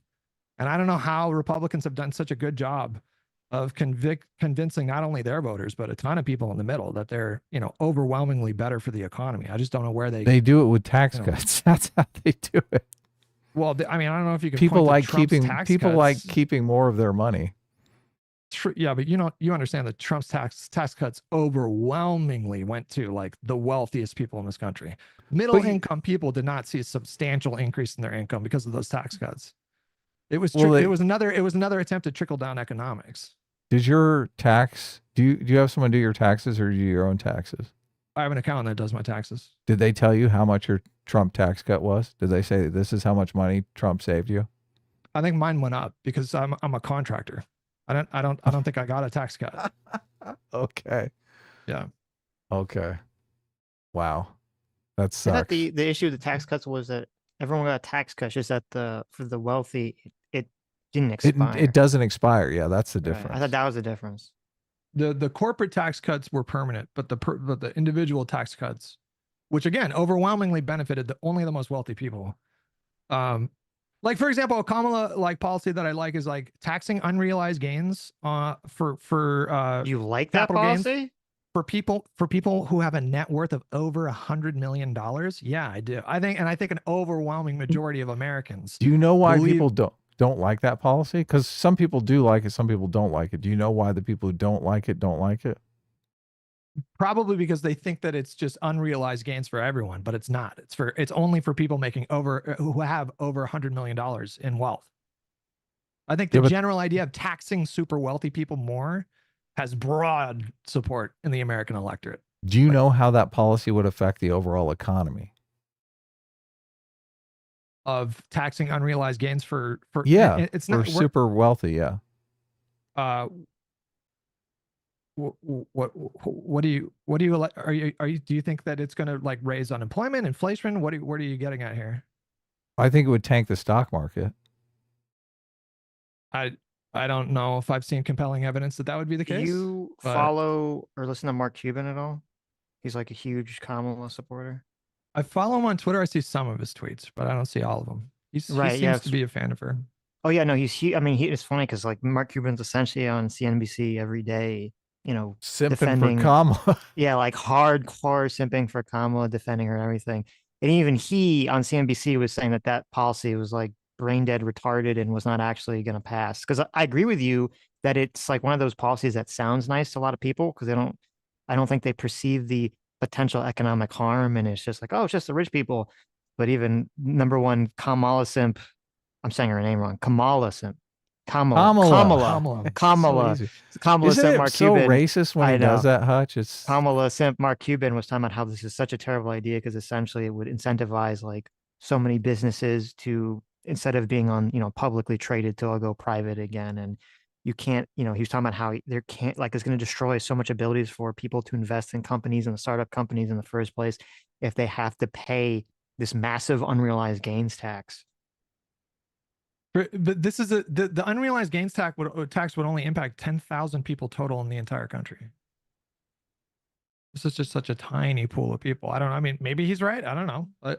I'm not economic policy is not my strong suit, to be honest with you guys. Okay. I mean, I don't even understand how it would work. It's like, okay, so if Mark Cuban or Elon Musk or Jeff Bezos or any of these people, like if they don't even, they have so much money that's unrealized gains, it's tied up in the stock market and all this other stuff, they're literally going to have to sell shares, and they're going to have to sell off things that they don't actually have just to pay a tax. And then what if they lose? What if the stock market goes down? Do they get like rebated what they had to pay on the next year? Like, how does that work? Yeah, I would have to tag in my buddy Econoboy. That's his wheelhouse. He's way more qualified to talk shop about, I think there's like specific economic policies. I think that policy exists for the reason that you said. It's just something that people think sounds good. It's probably like a 1% chance that that's ever going to pass. Even in the Democratic donor base would literally, they'd all vote for Trump just to prevent that from happening because they think it'd cause so much economic damage to them personally and also the economy overall. Well, so, I think we're almost certainly heading towards a divided government with the Democrats controlling the House and the Republicans controlling the Senate. That seems to be the consensus view with pollsters and aggregators. Right. So I think like the median voter is probably not super aware of that, but I think like we should probably be realistic about what is actually going to happen.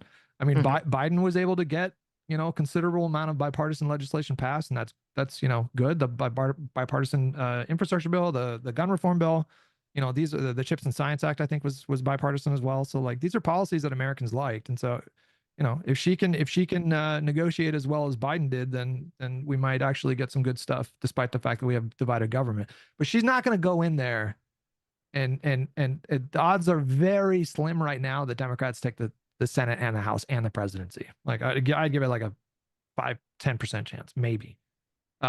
So we're probably not going to see like big sweeping change in policy. It's more going to be like, what can she do with the executive power and judicial nominations and stuff. Right. Do you have an opinion on MMT? Have you heard of MMT? MMT? Yeah, modern monetary theory. No. Okay, just curious. Okay. I did buy a book that you recommended, and then we fought, one? and then I didn't read the book. I don't know. I forgot the Was name. it, Dictator's Jonathan- Handbook. Dictator's That Handbook? one, yeah. Oh, Yeah. you should that book's fantastic. You should definitely read that. You should definitely read it. Yeah. Okay. We just, not like it's just It's not funny a because partisan book at all. Econoboy did some hit piece video on MMT, and I did Really? a live stream with him. Yeah, and yeah, That's look, you can interesting. check it out. Yeah. That's interesting. familiar. He doesn't like MMT. Wow. Okay. Well, thought he I was think pretty- he I just thought got it Econoboy was pretty completely left-wing. wrong. Oh yeah, dude, he's totally left wing. Usually left-wing people love MMT. I know. Yeah. He's Interesting. pragmatic. I think he's probably like a democratic socialist, but he's pretty pragmatic. Hmm. So Well, I did a live stream with him on economics. So When did this happen? Like a long time ago? I don't remember. I don't know, maybe years ago now. Here, I'll look it up. Gabe Ben for $20 says, Hutch, do you think it is disqualifying for Democrats to have supported, ignored, or otherwise carried water for left-wing brigands, that's a word, during the riots? And if not, why should anyone care about who you think is qualified? I'm unaware of anybody in the Democratic Party supporting rioting. Can you give me a single name? I'm assuming, well, he didn't say, but I'm guessing he's referring to like Kamala supporting the bailout fund during the BLM riot stuff. Right, but even that, she wasn't encouraging rioting. There were people that were engaged in civil disobedience, peaceful protests. That's what she was, and she clarified even at the time that she was not encouraging anybody to do any rioting. People always bring up quotes from like Maxine Waters, but it's like typical standard, you know, you got to get out there and fight kind of rhetoric. Well, And not so the. I feel well, like wait, that goes both not ways. the Maxine Waters quote. She was like, literally, you should go to harass Republican politicians wherever they are. Like if they're at a restaurant or pumping gas, you should get in their face and yell at them. I mean, Yeah. it's On far more on extreme that- than like the normal rhetoric. Yeah, I don't co-sign that specific rhetoric, but she was not going out and telling people you need to go riot. Like telling people they need to take to the streets is not the same thing as telling people to riot. It's certainly not the same thing as like what Donald Trump did on January 6th, for example, where he was watching the rioting happen live on television and then tweeting out Mike Pence is a fucking coward and didn't do the right thing as he's watching people beat the shit out of cops. There's no equivalent to that in the Democratic Party. Mm-hmm. Well, I don't know if yeah, to that extreme, I would agree with you. I do think it's pretty foolish and stupid for Kamala to be throwing out support for a bailout fund during, you know, number one, a time period where people are rioting and getting arrested for being part of a riot. And number two, the bailout fund wasn't even for that specifically. It was just for one of these like insane organizations that just wants to get rid of cash bail entirely and just doesn't believe in the process at all. Right. Yeah. And so That was why in is she, line like, with her supporting policy. that? She was running way more progressive in 2020 and 2024. But yeah, she was opposed to cash bail. And I think that was her reason. Was she? She was just Kamala was entirely against cash bail. And I wouldn't be surprised because she ran so hyper progressive in 2020. But She was trying to run against like Bernie and Warren, and she just couldn't get any traction against them. So, but yeah, I'm 99% sure her position was no cash bail in 2020. That's pretty retarded. Does it bother you that she was like so progressive in 2020 and now she's like just trying to run moderate? Nope, I don't care. I think it's smart to pivot to the center. I think yeah, but when she wins, or if she wins, I should say, I mean, how do we know how is she going to be the super progressive in 2020 or is she going to be the moderate from 2024? I think we'll probably see a continuation of Biden-like policies where, you know, you might get some progressive stuff like the historic investment in climate or student debt forgiveness, but she's not going to be out there pushing Medicare for all because again, we're like, if Well, she she's does even get talking control about of that, Congress, it's but- going to be like 50-50 at best. And so we're just not going to see big sweeping progressive stuff. It's just not on the table for this cycle. But Yeah, no, I it think that's doesn't part bother of- me. Mhm. I think like pivoting to the center is the smartest thing that she can do. And it's obvious that the electorate right now is just not ripe for like a Bernie type approach to politics. Mhm. I think like I would want to see more progressive stuff down the line, but I recognize that in this moment, it's just not, the voters don't want that. So, Well, yeah, I mean, obviously, I agree. That's why she's doing it. She's doing it because she thinks that's what she needs to do to win. But I think this is why I think her interviews are so poor, or part of why her interviews are so poor is because she is doing this kind of radical identity shift. She's going from being the like, super ultra progressive of 2020 to trying to be the moderate 2024.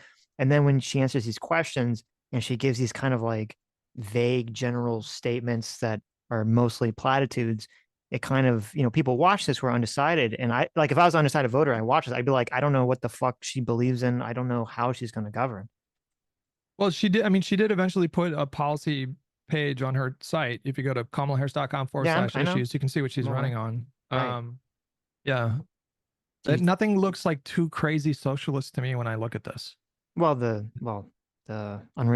taxing unrealized gains is pretty extreme. Is it though? All It right, is. well, It's very extreme. As is like, and I don't know if she's ever explained what exactly her policy is specifically on how to stop price gouging, because that could she did theoretically go be into extreme. she but did I don't go know into how- detail. There were so she Well, referenced how? specific.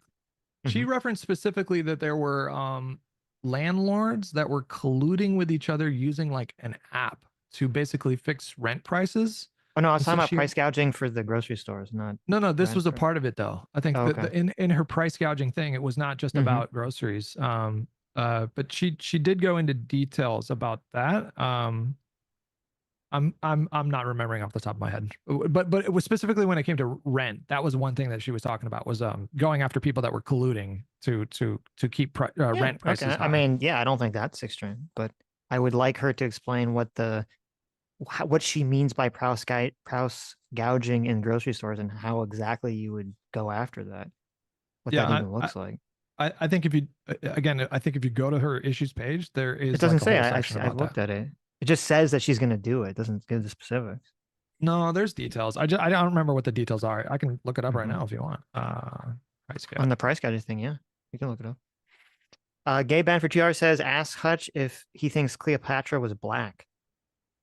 I don't think so. No. Okay, there You're you talking go. about the Netflix show? I don't know if he's talking about the Netflix show or just like historically. I think he's talking about the Netflix show. No, Okay. I don't think she was black. Okay. Here's an Axios article. Is there a chat in here? There it is right is. Yeah, if you hit more and then Here, I there's just a sent it chat to you there. button. Okay. Check this out here. Harris offers more detail on a price gouging ban. Oh, nice. Oh, nice. 5 hours ago. Look at this. Wow. She had given details before, by the way. Don't believe so, but okay, I'll take your word for it. Um, Let's see. Here, this is from August when she announced the plan. There's details there. Boom. Kamala Harris wants Um, to ban price gouging, tackle inflation. Here's how economists rate her plan. Oh no, I'm just kidding. She said specifically, Harris said she wants to target businesses that aren't playing by the rules by illegally hiking prices. She also noted that ensuring competition in the industry is essential to bringing down grocery costs. A spokesperson for the Harris campaign said that Harris's comprehensive plan, which emphasizes the importance of industry competition, is not a ban on price gouging alone, but could help bring down prices.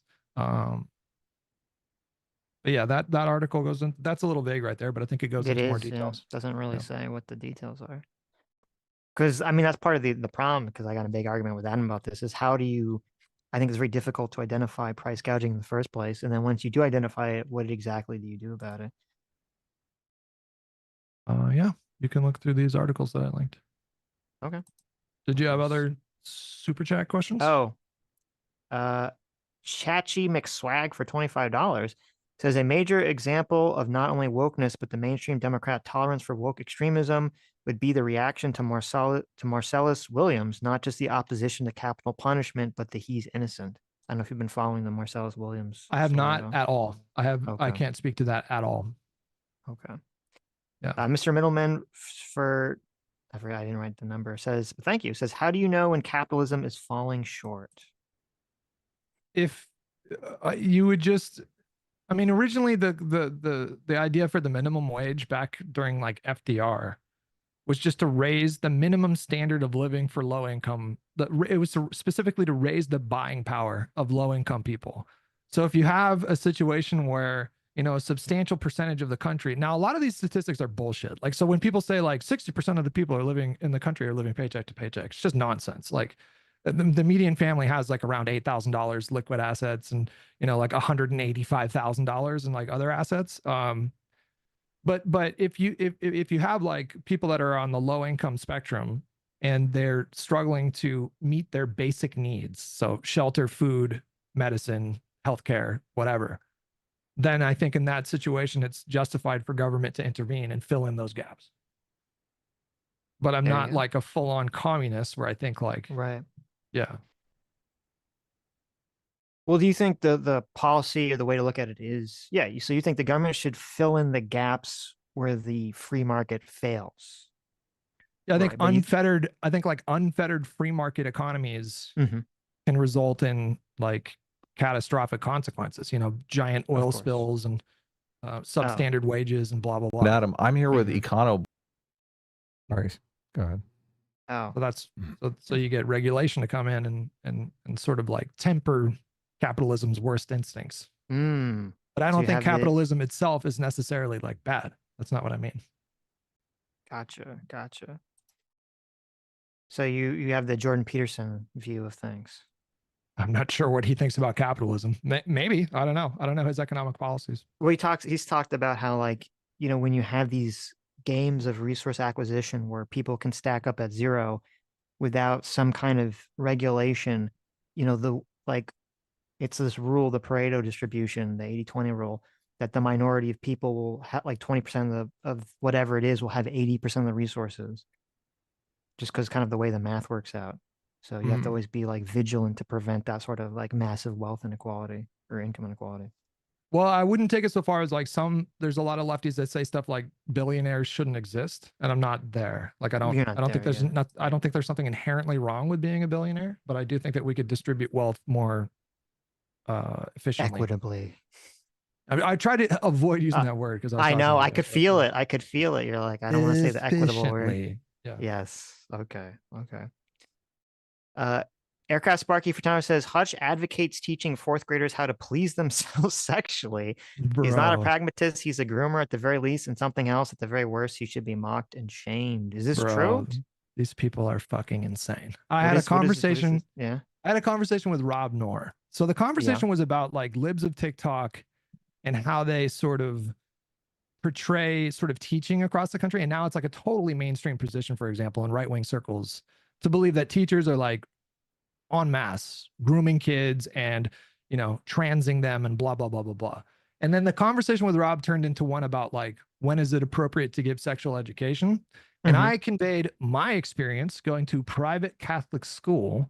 We learned about basic biology, sex education, like this is a penis, these are ovaries, blah, blah, blah, blah, blah, when I was in third grade with illustrations. Really? That early? When I was in third grade, yes. And when I was in fourth grade, we went to like a little more detail, but it wasn't like, this is anal sex, this is oral sex. It wasn't like that. It was still very scientifically presented. It was like in scientific terms.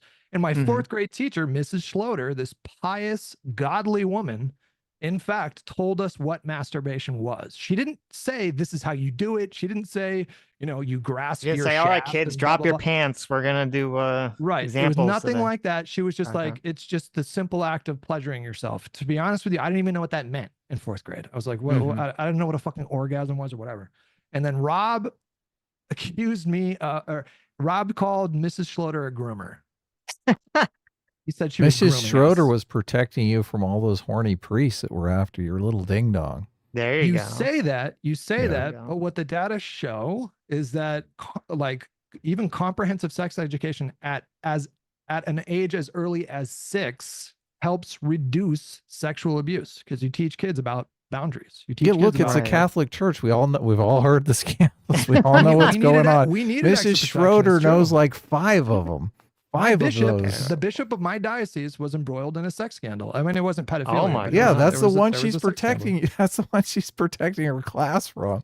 She's like, So oh now- no. So now whenever I have a conversation with Rob, he's like, do you still want to teach 4th graders how to jack off? And so, yeah. But anyways, that's the real That was a good story. impression. But well, it's weird because like we had a first sex education in 5th grade, and it was just kind of like, this is a penis, this is a vagina. You know, boys Yeah. get erections, girls get their periods.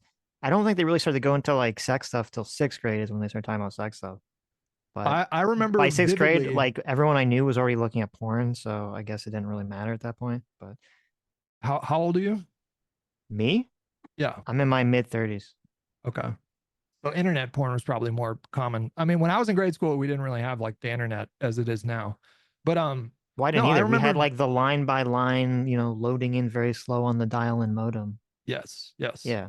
But I remember vividly in 3rd grade, Mhm. Mrs. Piazzi was her name. She got fired for slapping an exchange student across his face, which was Wow. crazy.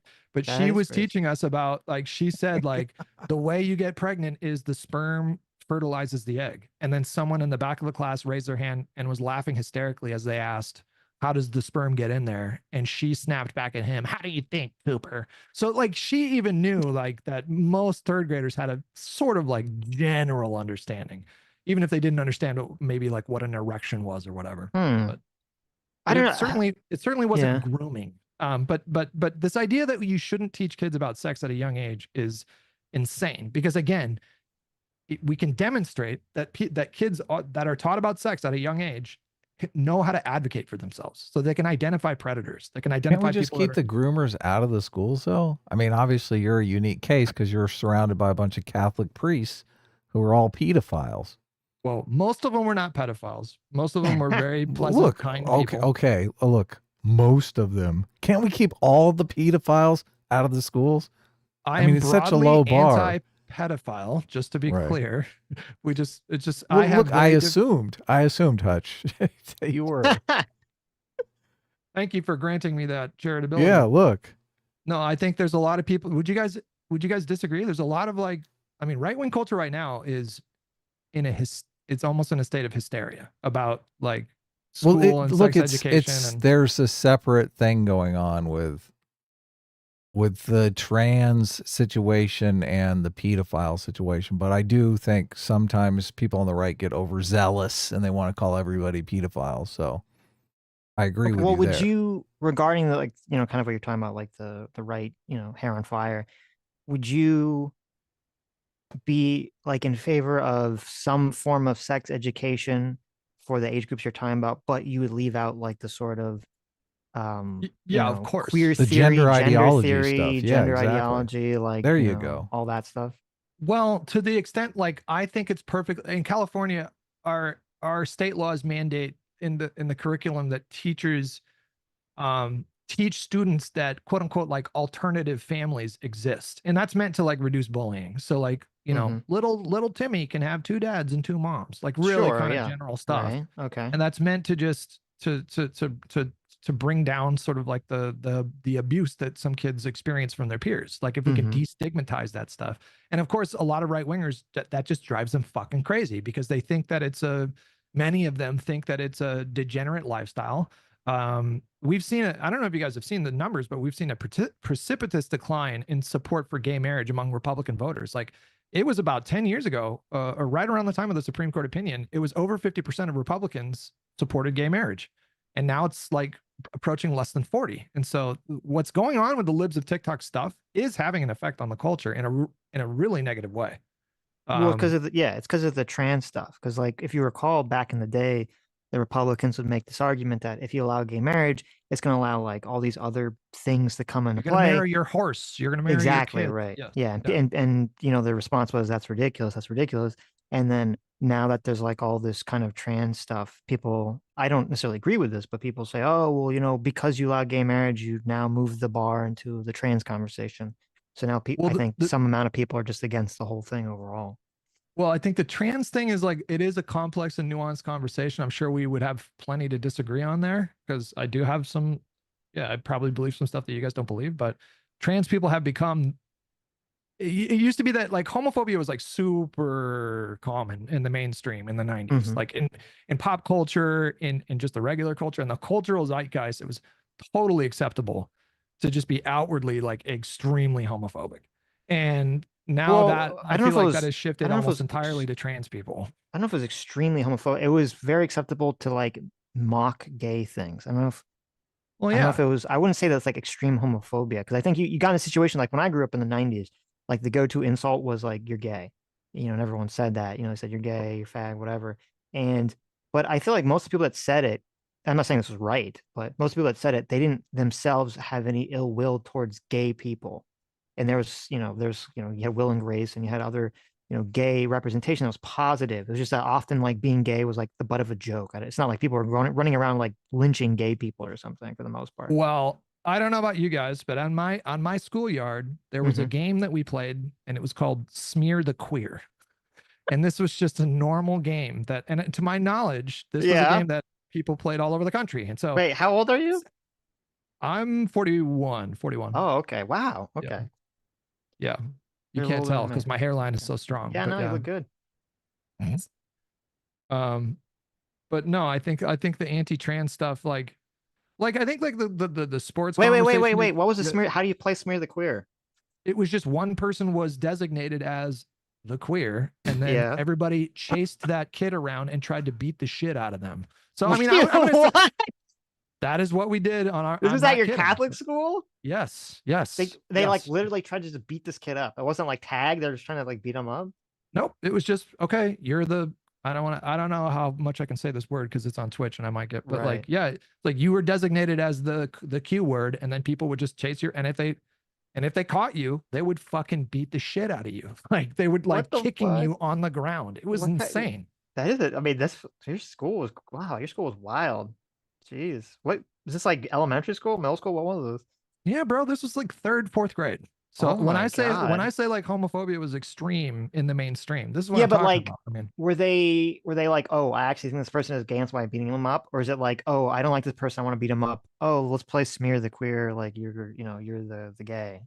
Like, was it just an um, excuse, or they actually no, think it these people wasn't were they were gay? trying to literally find people and out them. It was just that Okay, was the label they gave. But I but no, understand. there were Yeah. there was open, like more than just animosity. There was open Hmm. like hatred of gayness when I was Hmm. when I was a Well, I'm a kid. little younger Right? than you, so maybe it changed over like 10-year period to Well, be more I just I kind of think like. my story is probably not dissimilar from many others that grew up I around my mean, time. I So don't know. In Florida, in South Florida, where I grew up, there was nothing that crazy going on. Maybe I lived in a more progressive area. of the country. maybe, I mean, I grew up in Northern California, so it was a suburb and it was somewhat conservative, but it was Mm-hmm. like fairly progressive by Catholic standards, I would Interesting. say. Okay. So, but wait. So going back to the sex ed question. So would you be in favor of teaching kids in elementary school like this concept that like people can be born the wrong gender, or that gender is separate from your sex? Um, I think in a general sense, it's probably a good exercise to teach kids that what transness is and that trans people exist. Yeah. I think Mm, I'm mm-hmm. fine with that. Now, like I think some people hear that and they think like, oh, the teacher's going to pull the kid aside and be like, I think you're trans, you should transition. And I just don't think that this is happening. There's no evidence that this is happening. But like so I looked into this. I don't know if you guys did. And what I found in like child developmental psychology was that you can start exhibiting symptoms or I guess traits like trans traits as early as like fucking 3 years old. And what does it mean at that age? We're not talking about like sexuality because we're not talking about someone who's sexually developed, but we're Mm-hmm. talking about like a boy who when you take them to the store, they only want to wear like girls' clothes and they only want to be like they want to be called a girl. Like you that can happen at that like early age. Now that's really Mm-hmm. rare. Like 3 years, I'm not saying that's very common. I mean, again, this is like a fraction of a percentage of the population. And then the question is like, well, what do you do? Like, what is the best for that child And so my opinion is like, I defer to the experts. I don't pretend to know more than people that observe children and Mm-hmm. are building off of decades of scientific research observation. And I think a lot of people are just not open to what the data show. And I mean, I can understand people being reticent about some things. Like I don't like, but for example, do you agree that the hysteria around like kids getting fucking bottom surgery is just completely fabricated nonsense? Would you agree with that? Yeah, I mean, I believe most. I mean, I believe most people don't get. First of all, I believe bottom surgeries have kind of dropped off a lot, anyways, nowadays, because people are kind of realizing there's a lot of problems with it. But even the people that would get it, I believe usually you have to be at least 17 or 18 to get bottom surgery. There's more of a concern with puberty blockers, hormones, and then with prepubescent girls getting their breasts removed. You know, when they're like 14 or older. No prepubescent girls are getting their breasts removed. I don't even know what that means. That's if you're talking not. about prepubescent, I'm sorry. I'm sorry. I'm sorry. Yeah, I said how I'm does that sorry. work? Sid? Post-pubescent. You're correct. Post-pubescent. I misspoke. There were Yes, there you're were right. That some doesn't make sense. instances. So in my understanding is that there have been instances of girls as early as 15 or 16 that get mastectomies as a result of extreme dysphoria. And then you have examples like, what's her name? Chloe Cole, is that her name? She's Mhm. become like a poster child for the anti-trans stuff. Mhm. But this is not common. Like the puberty blockers, that those are prescribed, but it's not. I mean, all things considered, it is quite rare. But they don't do hormone therapy typically until like 15, 16 years old at the earliest. And especially bottom surgery, that shit is not happening until they're 18 years old. And it's just totally common in right-wing anti-woke circles for them to think that it's like ubiquitous all over the country. Well, There's kids right. that are getting. Trump himself is saying like, little Jimmy, he can go to school one day and then he comes home and he's a girl. And people fucking take him literally and they think that's actually happening. And it's not. Mhm. It's hysteria.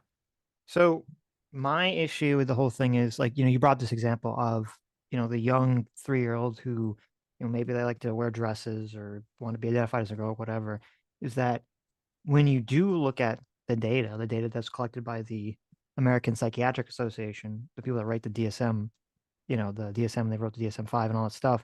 You're going to talk You about know- desistance rates, right? Right. Yeah. Is that the desistance rates were so high. It was like 80 to 90%. And this is when you would just allow people to go through puberty without any sort of treatment or puberty blocking, anything whatsoever. And that, it's the same thing with those, like a lot of those little kids. I mean, my mom was a teacher. She knew little kids like this too, little boys that want to wear purses and their dads would get all like upset. And it was just like, no, they just, maybe they just thought it looked cool or, from their mom or something. Little boys like to do, put their mom's clothes on or something, or little girls like to put their dad's clothes on. And it doesn't necessarily like mean that they suffer from gender dysphoria. And when you have this situation where the desistance rates were so massively high back in the day, and then now all of a sudden, when you put kids on puberty blockers, the desistance rates drop to like, the 20%. Just so you go from 80, 90% to 20%. To me, that's an indication that the data shows you shouldn't be giving kids puberty blockers at all. You shouldn't be putting them on this pathway. That's an interesting way to interpret the data. I mean, another way you could look at it is like, if you are given the resources, the tools, the medications, the treatments that would allow you to successfully stall like male puberty, for example, then someone might be much more inclined to transition, because to transition after you've already been through like male puberty is obviously like physically a much different outcome. Mhm. I mean, I've just anecdotally, I've spoken with people that their lives just like, if we had a brain scan and we could identify for sure an element of someone's brain to say, okay, this person is trans. And you could do that as early as like 7, 8 years old. I mean, there are certainly some people that have experienced transness or trans identity at a very young age, and that didn't change all throughout their adulthood. To be clear, when you say trans, you are only referring to someone that has gender dysphoria, right? Like you just mean kind of colloquially? Because No, trans well, means I mean, that's what broader than gender colloquial. dysphoria. So gender dysphoria is a state of distress. It's negative consequences as a result of an incongruence between Right. your biological sex It's the and your medical identity. reason to transition. Right. Yes. You can have someone who identifies as trans, well, because I guess what I'm saying is because the umbrella term for trans is so broad, it can include so many things that have nothing to do with anyone actually desiring to transition. So I'm trying to make sure that when you say trans, you just mean like, someone who wants to transition from male to female or female to male or something to that effect, right? I mean, I guess I would say broadly, but I know there is some debate now, because it used to be that if you would only be considered trans if you were actually like taking steps to transition. And as I understand it now, the criteria has been loosened in the last, like, I don't know, 5 or 10 years, It where depends. you don't I mean, even it's not like feel an like, official criteria. It depends who you're asking, but well, in a medical sense, I mean, I think they've loosened that up. So we're like, you can identify as trans and not have any desire or intention to take hormones or have any kind of surgery trans or always whatever. meant that in a medical sense. Um, Well, I follow a couple trans people, and and they were talking like Brianna Wu, for example. She's been talking about how like the standards have changed, and like Yeah, they it used have. to Yeah. there used to be an expectation that you would have to like you would be transitioning, and that there's no longer that trend. So I know that there's some like robust debate that goes on, and I'll leave that to like I don't feel qualified to really pipe up Well, about that, but going back, because when I brought up the desistance thing, and you were talking about like, it's harder for people to transition after they go through puberty, which I mean that makes logical sense. The idea is what I'm saying is that from a medical perspective, the the medical industry is looking at this from the perspective of like, if a child has an issue like gender, they feel this gender dysphoric feeling, they go yeah. through puberty, and that cures 80% of the people from having that. And if you give them puberty blockers, it stops 80% of the people from having that cure.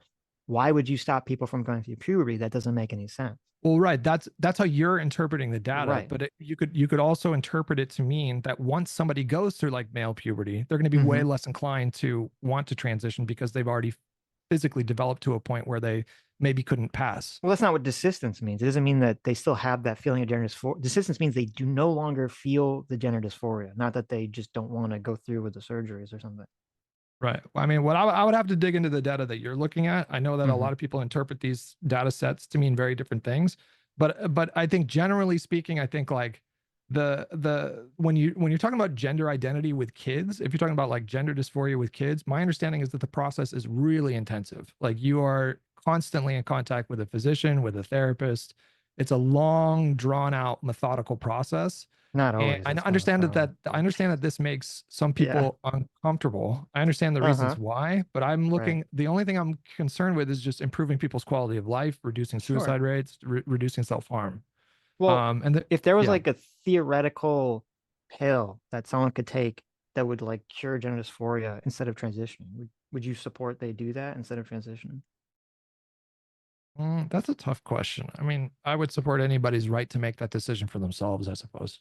Well, but you don't think that like, because from a medical perspective, if that pill exists, I don't see why there's no medical justification for transitioning after that point. There's some alternative treatment.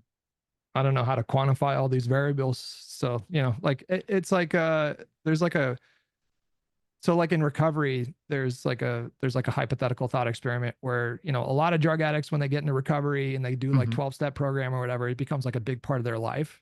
And so then there's this thought experiment of like, well, what if you could take a pill to, cure addiction? Would you do it? And a lot of people say no, because recovery is, but so I don't really know how to answer these hypotheticals, because it's like it's really up to the individual. Like I would probably take that pill and not be an addict, but some people wouldn't, Right, but like that's like, I mean, I don't know if it's fair for me to ask someone who's trans that question, because it's like, that calls into question a lot of their life experience. But Matt, that's why I was asking you, because you're not trans. You're like, should be looking at it from a more like objective standpoint. It's like, yeah, obviously if we had a pill that would, heal people from being addicted to certain substances from a general broad consensus perspective of society, that would be the ideal treatment. Even if someone is able to, by going through a recovery program, have some life benefit. I mean, very often horrible things happen to people and they grow stronger, from them. But that doesn't mean you should go like inflicting horrible things on people. It's just a difficult question for me to ask, because I have no idea what it's like to be trans, and so I really don't know. Yeah. Okay. Let's see. M8566 for $5 says, tell Hutch that trans people are victims of an ideology that simply wants to exploit them for money. Okay. There you go. Took it pretty well. Dan Mac, our surrogate father for $20 says, I grew up in Northern California Bay Area. I feel like Hutch is embellishing to push a narrative. What he describes is not a game at that point. Kids only did that if they all decided someone deserved it. I can only speak to my experience. I have no incentive to lie to you about this. We played a game Okay. called Smear the Queer, and one person would be designated the queer, and then everybody would chase the kid around Yeah, but and try to what that physically person that beat them. was the person that was designated the queer usually did something offensive, right? Like they tried to steal the ball or something, or they were No, I think there was breaking a car windows in the parking lot. No, I They think were there was lighting a fire in the dumpster. I don't remember any of us doing that in grade school. I think it was like RNG, honestly. It was just like, so it probably was indirectly a popularity contest because there would be some person who would like designate whoever to be that person. And so it was usually like the Did you less ever popular designate? kids. Were you ever the designator? No, Or the I was the kid designatee? just getting the shit kicked out of him. Were you really? Did you get attacked in this game? Yes. What were you doing Wow. lighting a fire in the dumpster, Hutch? Obviously, you knew that wasn't going to go over well. Yeah, in retrospect, I shouldn't have lit those fires. You're right about that. Did you like the person, was there like a bully that like was the one that always assigned this, or was it like a random people? Like how did, I'm just curious. This is so interesting. Yeah, it was usually like the popular kids picking on the less popular kids. And Okay. so Kids are cruel that way. They really They are. are. Yeah. Yeah. Do you think that incentivizes people who might be gay to come out as trans? What do you Like mean? if you grow up in an environment where everyone is playing Smear the Queer. Oh, like they're and like, all I'm of a not sudden- gay, I'm trans. I got you. And then Okay, all of a yeah. sudden you have like your sexual awakening and everyone's talking about, all the guys are talking about, oh, the girls are so hot. And you're like thinking, well, I kind of think the guys are hot. Like that's an uncomfortable position. Look, obviously every gay person has to go through this, right? But do they in their head do the calculation? Okay, well, I don't want to, I've been playing Smear the Queer for 5 years now. Maybe it'd be easier for me if I wasn't gay, if I just came out as trans. Well, it stopped at a certain. I don't think we did it beyond like maybe 7th grade, but Right, but look, that's still 7th grade is when you're going through puberty and that's when you're going girl crazy, boy crazy, right? But for gay people, they're going same sex crazy. I guess I'm not sure, but I want to go back to the question that I wanted to ask you guys though, because like, what was that? Because there's like different schools of thought, but I feel like it's a mainstream conservative perspective at this point that transness is not a real thing. That transness is inherent. It's more akin to like schizophrenia. Do you think we're conservative, Hutch? You think we're no? Oh, okay. I think probably a lot of people in your audience are, and so I guess I'm speaking. I guess I'm speaking to them. We can put a poll up if you want to ask them. So.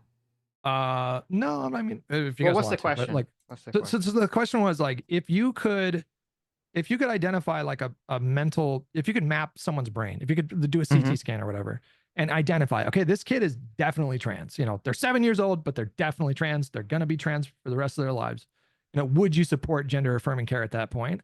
And I feel like a majority of conservative people would still say no, because they consider transness to be degenerate, an abomination, and they just don't want to affirm it at all. I mean, would you guys approve of gender affirming care if we could 100% identify transness in a 7-year-old? I'm not talking about surgery. Definitely. Look, I think adults should be able to transition even if they don't have gender dysphoria, which Sitch disagrees with me on. So why would somebody do that? Just because they want to transition, they want to live their lives as the opposite sex. Adam's an artist, so he's weird. Okay. I mean, some people think that like some people think that men transition into women so they can beat them up in sports, which is just fucking insane. But I mean, I just feel like there's look, I don't support men. I don't support trans women in women's sports. So look, if a person wants to transition so that they can get an Olympic medal, I don't support that, obviously. So, but if they want to transition just because they want to do it because they think they'd have a more satisfying life, then I think they should be allowed to try it.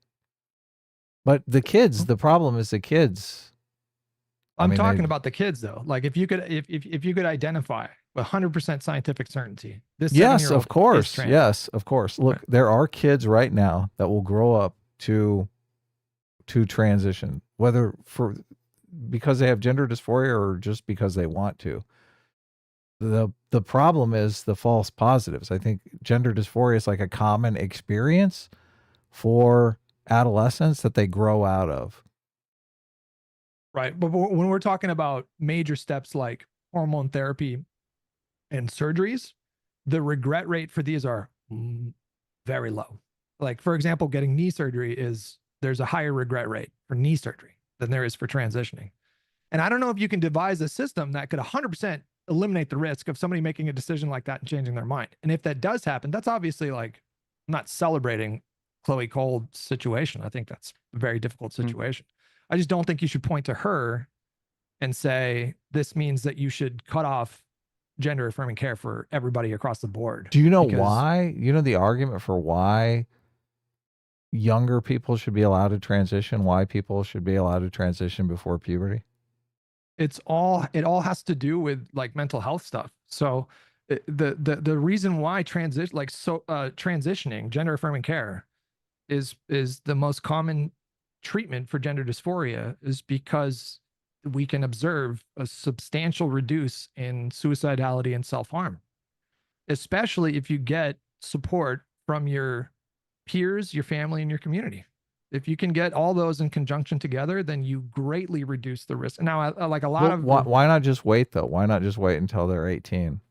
Well, if you what is the argument that we have to do it so early? If you allow someone to go through male puberty before they have an opportunity to transition to female, then that's a huge obstacle. You know, then you get, well, who's the swimmer? What's the swimmer's name again? Leah Thomas. Mm-hmm. Right. You know, like imagine if they were given puberty blockers before they, you know, developed, and it's just a totally different outcome. So. Yeah, you're saying it sounds like you're saying that they would pass better, which I think is the common argument that people do make. But how can someone who's never experienced life as like an adult male or an adult female make the decision that they would like, or that life would be better as the other one? Well, so for puberty blockers, the whole purpose of puberty blockers is to give them more time. You understand? Like, it's to give them more time so that, you know, if they do change their mind, then you can get off puberty blockers and you'll go through that. Yeah, but you would still, even if you put off puberty, you're still putting off the thing that would give them the information that they need to make a decision, them being an adult female or an adult male. You're holding that off. So right. All the time in the world is not going to help them. I don't know make the decision. True. I mean, I think the argument for puberty blockers is that you give them more time so that they have more time to think about it. Like, whatever decision is made when it comes to this kind of care for people that are under the age of 18, I think should be done very carefully. I think should be heavily supervised. I think they should be meeting with a therapist once, twice a week. I think they should be regularly meeting with a physician. Like, but I think that is like that to my knowledge, that is what is the norm now. And I think a lot of right-wingers think that it's this flippant decision that's made on the fly. Like, kids just wake up one day and they're like, man, I feel like a girl. And then all of a sudden they're bombarded with hormones and surgery. And that's just not what's happening. But I think have you read any of the books on this topic? Like, have you read the book on the Tavistock? I think it's called A Time to Think. It's like a lot of literature on this now. So. Well, there's a lot of data on this on when it comes to reducing suicidality and self-harm. I mean, there's pretty much a scientific consensus that these things I don't when think done that properly exists, but there's a book. And the consensus around reducing suicidality after treating gender dysphoria with transitioning. There's a book it's about the Tavistock Clinic in England that was actually closed down. And a lot of the European countries are not doing this kind of treatment for people below the age of 18 now because they don't think the science is there for this. So America's sort of out to lunch on it. But look, you could read that book. Real quick though, I don't think that's true. I think it was just England and Sweden were doing sort of strategic pauses on puberty blockers specifically, while they accumulate more like long-term data because they want to assess the risk. But even in Sweden, they're not they still prescribe puberty blockers in what they call extreme cases of dysphoria. This is not, I don't think it's the case that it's like most or all European countries have abandoned gender affirming care for kids. Am I wrong about that? I don't think I'm There wrong was about 5. I don't know how many countries we consider European and what the other ones are doing. So I can't answer on the most. Why are puberty blockers banned in the UK? that. The When did reason the that they NHS stop puberty blockers? What is the UK stance on gender affirming care? this Well, was look, no, within I was just going to say, look, if you haven't read much on this, there's a great book on the Tavistock Clinic that I think could change your perspective on this. I really don't think, and obviously, I mean, it seems like you care about people and like you don't want people to be in this situation. So, No, I don't want anybody to go through start the process of transitioning and then do something that they regret. That would be terrible. But yeah, I that's what people want to avoid, obviously. sure, and I think that's a sensible thing to avoid. My concern is that they might be overcorrecting, and now you're denying Right. care to people that would benefit from these treatments because you have someone that regrets it. Mhm. So I mean, like I'm not. I don't base this all on like a gut feeling. I haven't read this particular book that you're mentioning here, but I've done a ton of I've looked into like so many studies and how different countries do these kinds of things for years now. I used to feel differently about trans people. I don't know about you guys, but I was like 10 years ago, I remember thinking like, oh, this is a delusion. We shouldn't indulge the delusion. And then I went into it with an open mind and I saw that a lot of people, and I've spoken with a lot, anecdotally, I've spoken with a lot of people who feel like gender affirming care literally saved their lives. And so like, that's all I care Mhm. about. So yeah. What's wrong with delusions? Guess it depends on the delusion. Why are you down on delusions? Well, to go back and answer your question, which was, about how this should all play out. Like, I know my view on gender dysphoria has basically always been the same because, I mean, I remember, back a million years ago when I was in college in my psych classes, they talked about gender dysphoria. So I always looked at it from like a medical perspective. And I thought it was kind of interesting when, 10, 15 years later, all of a sudden this becomes like this big social issue kind of out of nowhere. To answer your question, like, yeah, if there was a brain scan, and I've always said this, and it's kind of funny, and I literally have like videos, I think from like 2016 about this. Yeah, if there was like a brain scan machine and they knew exactly what to look for and what caused gender dysphoria, and maybe now with machine learning they'll be able to figure that out or something, but that would, correctly determine who exactly had gender dysphoria and who doesn't, then that would definitely make me feel way better in terms of, putting people on puberty blockers and doing all sorts of treatments, until they had a better treatment option come along. So, and I think Okay. that's kind of what a lot of people on the right are reacting to is there's this fear of, oh no, my kid's going to get like tricked or going to wrongly, falsely, positively identify as trans and go through the surgeries and it's going to fuck them up and, et cetera, et cetera, et cetera. And that kind of creates the sort of libs of TikTok backlash that you're referring to. Right, but that's the hysteria that I'm referring to. So someone can Right. have, I think, a completely justified concern because I think that is I mean, obviously, people want the best treatment for kids. People don't want kids making any kind of irreversible decisions that they may regret. Mhm. But people are taking that concern and it's turning into something much uglier than that. Like I observe a lot of discourse at this point where it's just there's especially on like Twitter, it's becoming more and more and more prolific where there's people that are just straight up they're degenerates, they're mentally ill. Yeah. They like Right. they don't belong they don't belong in they don't belong visible in polite society and we shouldn't be indulging any of this and Well, that's where I yeah, think it no, and just gets I kind don't, of yeah, I insane. don't support that at all. I think it should always be looked at. Well, I think that's the issue. Is my position was this should be looked at as a medical condition, like any other medical condition. And I think part of my issue with sort of and how it gets tied into politics is like it's kind of it moved somewhere in like the mid 2010s. It moved out of the realm of being a medical condition into somehow becoming like an identity issue that got aligned with gay issues when being trans and being gay have like nothing to do with each other and they shouldn't even be in the same ballpark. And yet for some reason they get conceptualized together and you have this weird gender ideology that sort of gets tied into all this stuff. And at least from my perspective, that's what I'm worried about in schools is like this kind of, far left gender ideology being taught to children as opposed to just saying like, You know, there's this thing called gender dysphoria, and some people have this medical condition, and just kind of talking about it from a clinical perspective. Mm. I mean, I don't know if I think it's still treated in a medical sense. I think it always had to do with identity. I think the reason why transness gets lumped in with homosexuality is there's this queer sort of umbrella, and it's basically anything that isn't heteronormative, anything that isn't just, you know, cisgendered man, cisgendered woman, and they're sexually attracted to each other. That's the Anything that's left-wing outside of political that. ideology that's like corrupted the thought process around this stuff. Is it a political ideology? Yeah, is this idea that there's a heteronormative lens at which, you know, society says you should exist under, and if you don't exist under this heteronormative lens, you get shunted off into being, quote, queer, and all the queers have to sort of unify together to advocate for some sort of queer identity.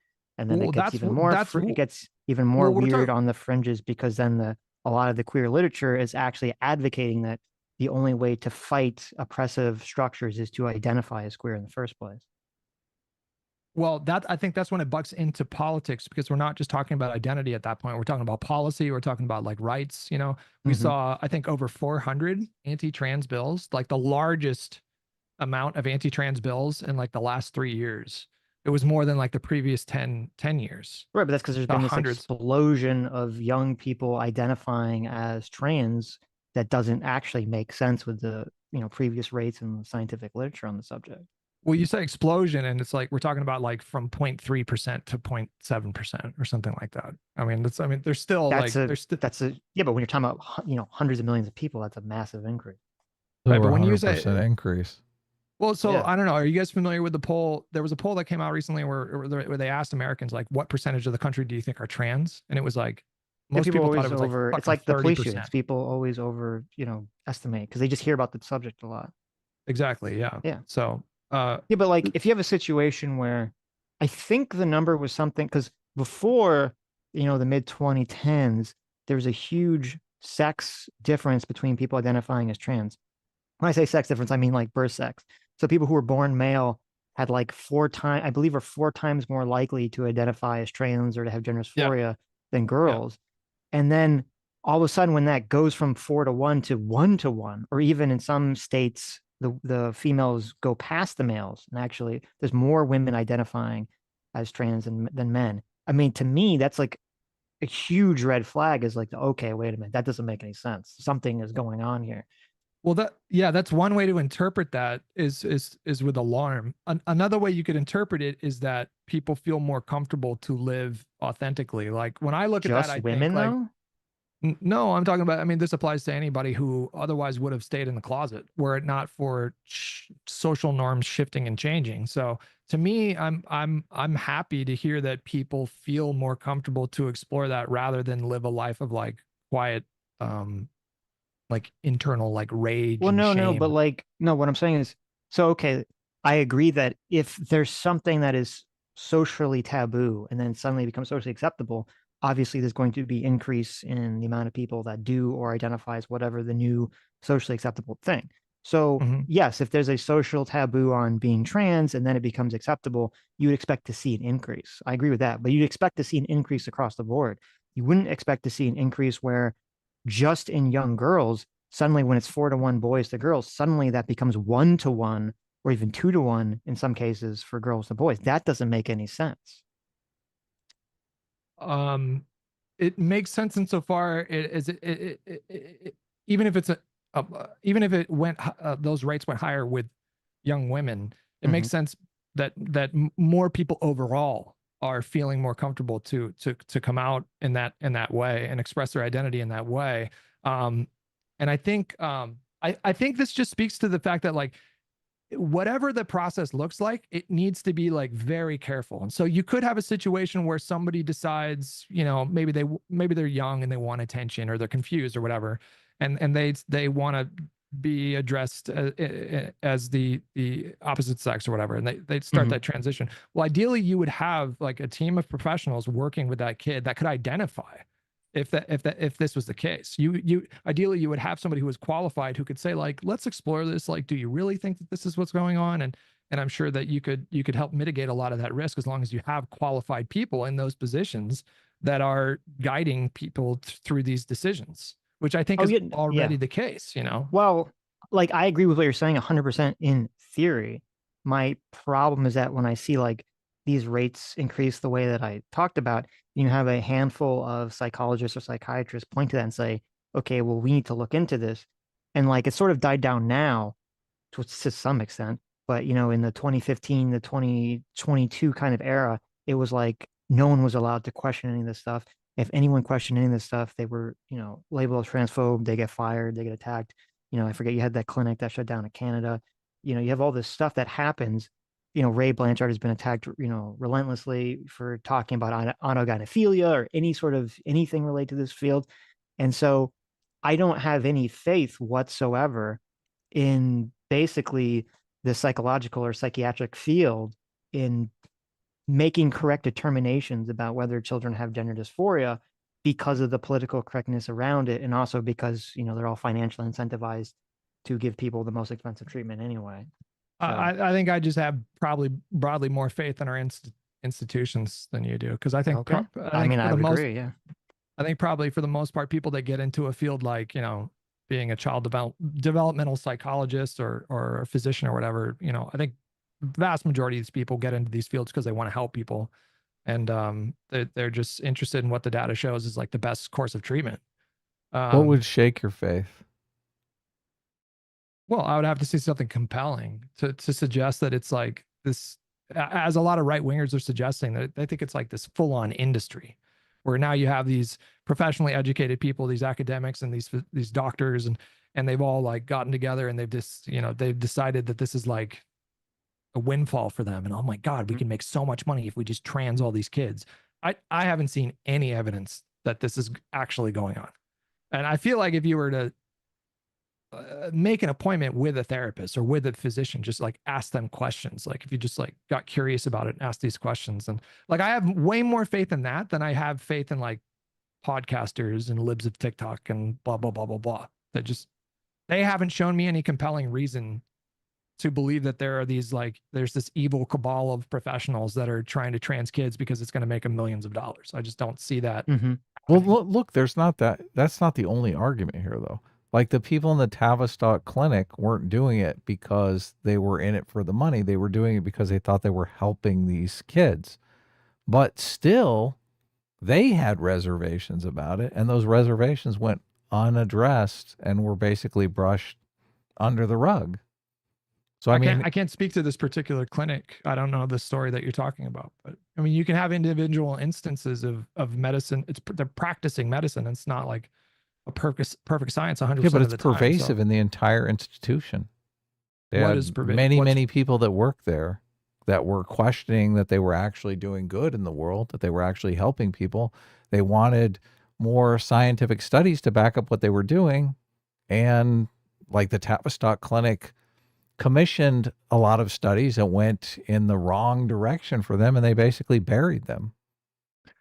I can't speak to this particular clinic, but I'm very much on the side of data and observation and, right, and but compiling look, evidence. I only bring it up because you have this idea that these clinics are incorruptible. But I mean, that's nothing but a gut. Okay, well, what? I didn't say that. So you think these clinics could be corrupted then? I think any human being or any institution or well, any specific location can be corrupted. You said you had more faith in the institutions, and you literally said that you think that there are broadly.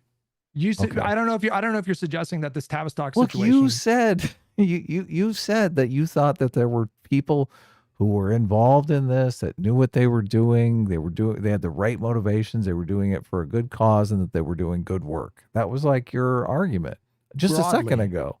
Broadly, yes, that's what I believe. But I never said that like you can't have individual instances of bad things happening, negligence. Well, look, I only brought it up. I only brought it up because I'm saying, you know, what are you basing that on? You're saying I'm basing that on my gut intuition. Like you haven't looked into the situation. specifically? Like you don't have a No, friend I that have. I works just at a haven't read this clinic, specific book. right?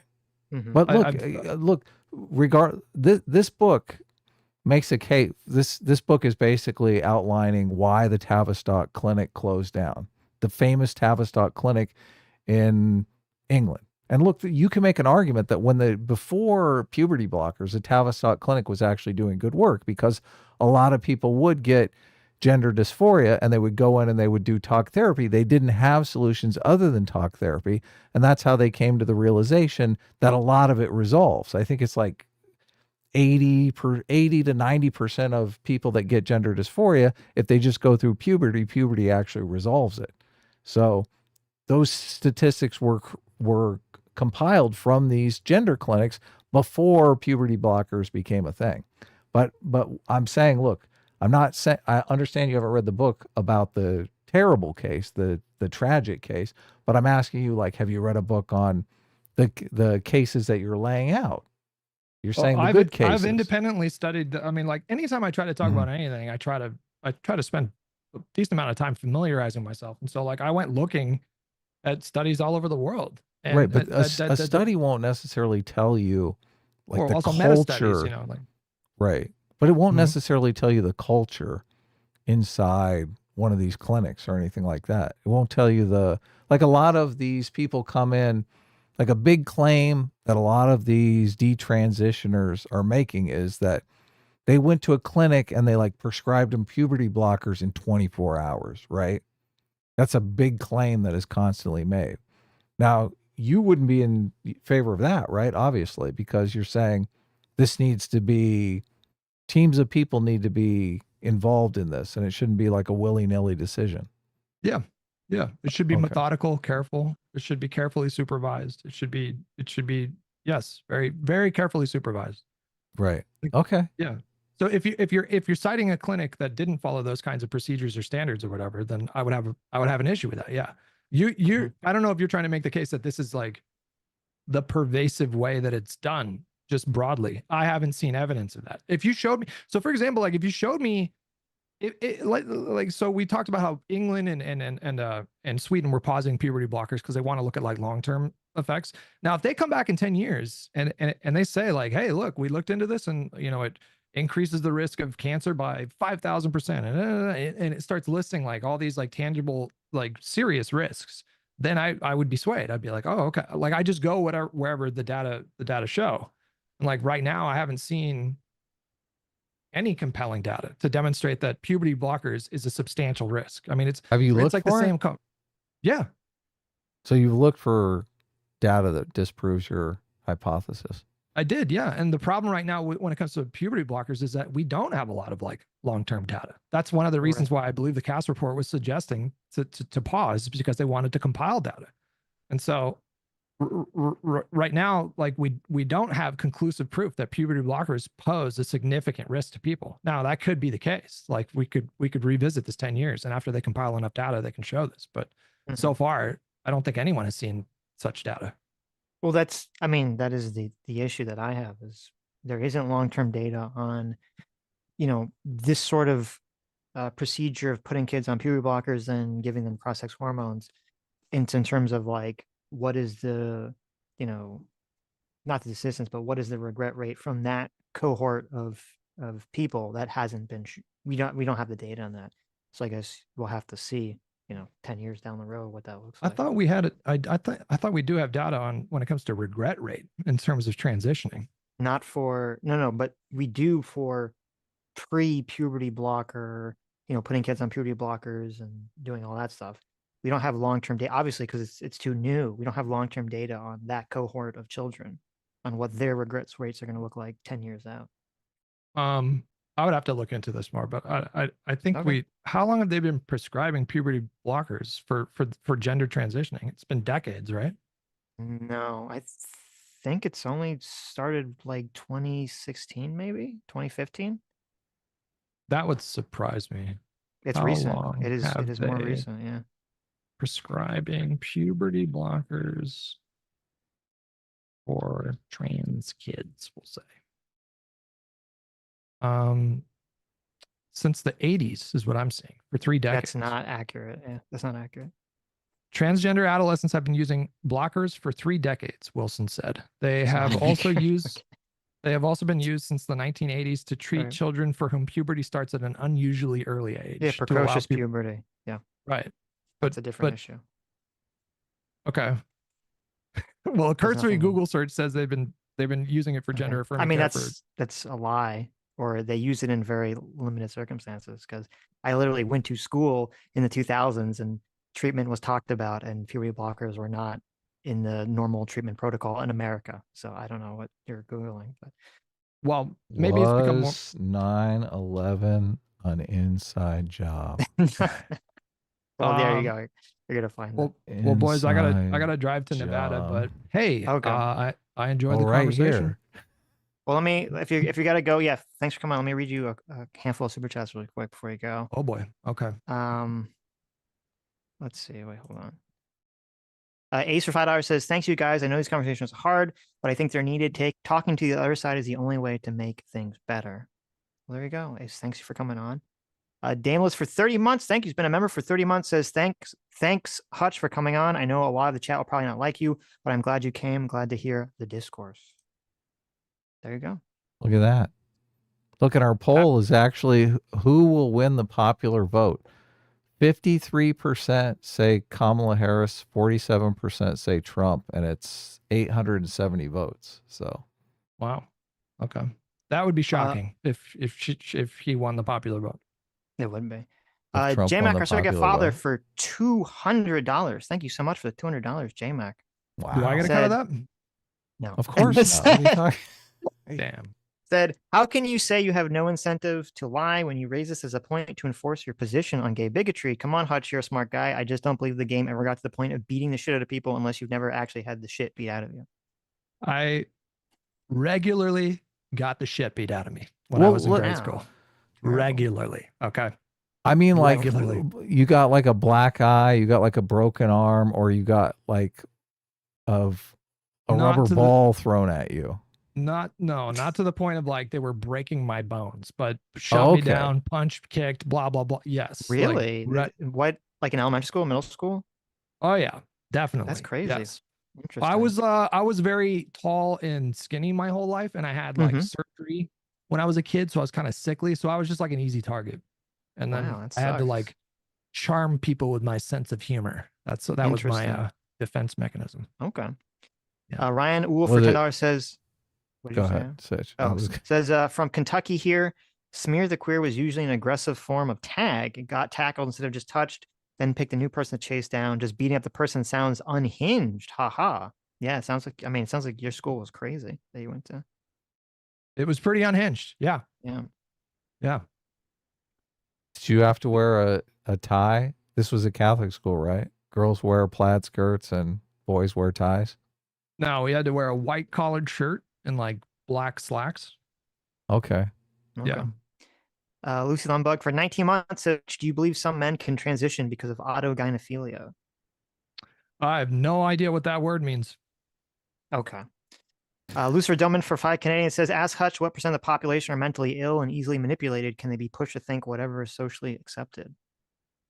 Depends on what you consider. Like if you're talking about clinical depression, maybe like people that have experienced that, I think it's like 20 to 30% of the population, maybe. But are we talking about, I don't know. Like, that's a really broad question because there's a lot of mental and emotional disorders. And so I don't know about, I don't think you need to be mentally ill to be easily manipulated. Slate King for $10 says, ask Hutch how he would punish bad actors in the treatment of trans kids. Bad actors who were like intentionally harming children, there would have to be some like punitive measure, jail. Okay. And Heard Not Seen can no longer practice medicine, et cetera, et cetera. Right. Heard Not Seen for 1 month says, what is a woman? It's an adult human female, and then there's also trans women. Oh, wait, so you agree with the adult human female definition? Yeah, broadly. Oh, okay. Well, do you think so do you think that like the traits of masculinity or femininity are biological, or do you think they're purely social? In the averages, we can observe different behaviors between males and females. Yeah. Right. But you think Yeah. that's like a biological thing or a social thing? Yeah, no, it seems biological, right? Oh, okay. Based. There you go. Look at that. Any more? But No. not that there are like hard and fast rules. So you can have masculine women and feminine men. Well, it's There's a no- bimodal course. spectrum, like you Of course. said. Yeah. Yes. Yeah. No. Right. Yeah. No, but I always thought it was funny when like a lot of the people who are on the left who like are very in the trans conversation, they're simultaneously advocating that people are born trans and yet not believing that there's some kind of biological root to masculinity or femininity when those things seem to be completely contradictory. So Yeah. anyways, thanks for coming on, Hutch. All right, guys. Yeah. Take care, man. Take her easy. Okay. Now let's get to the real important stuff here. What's the real important stuff? This debate I had with Econo Boy.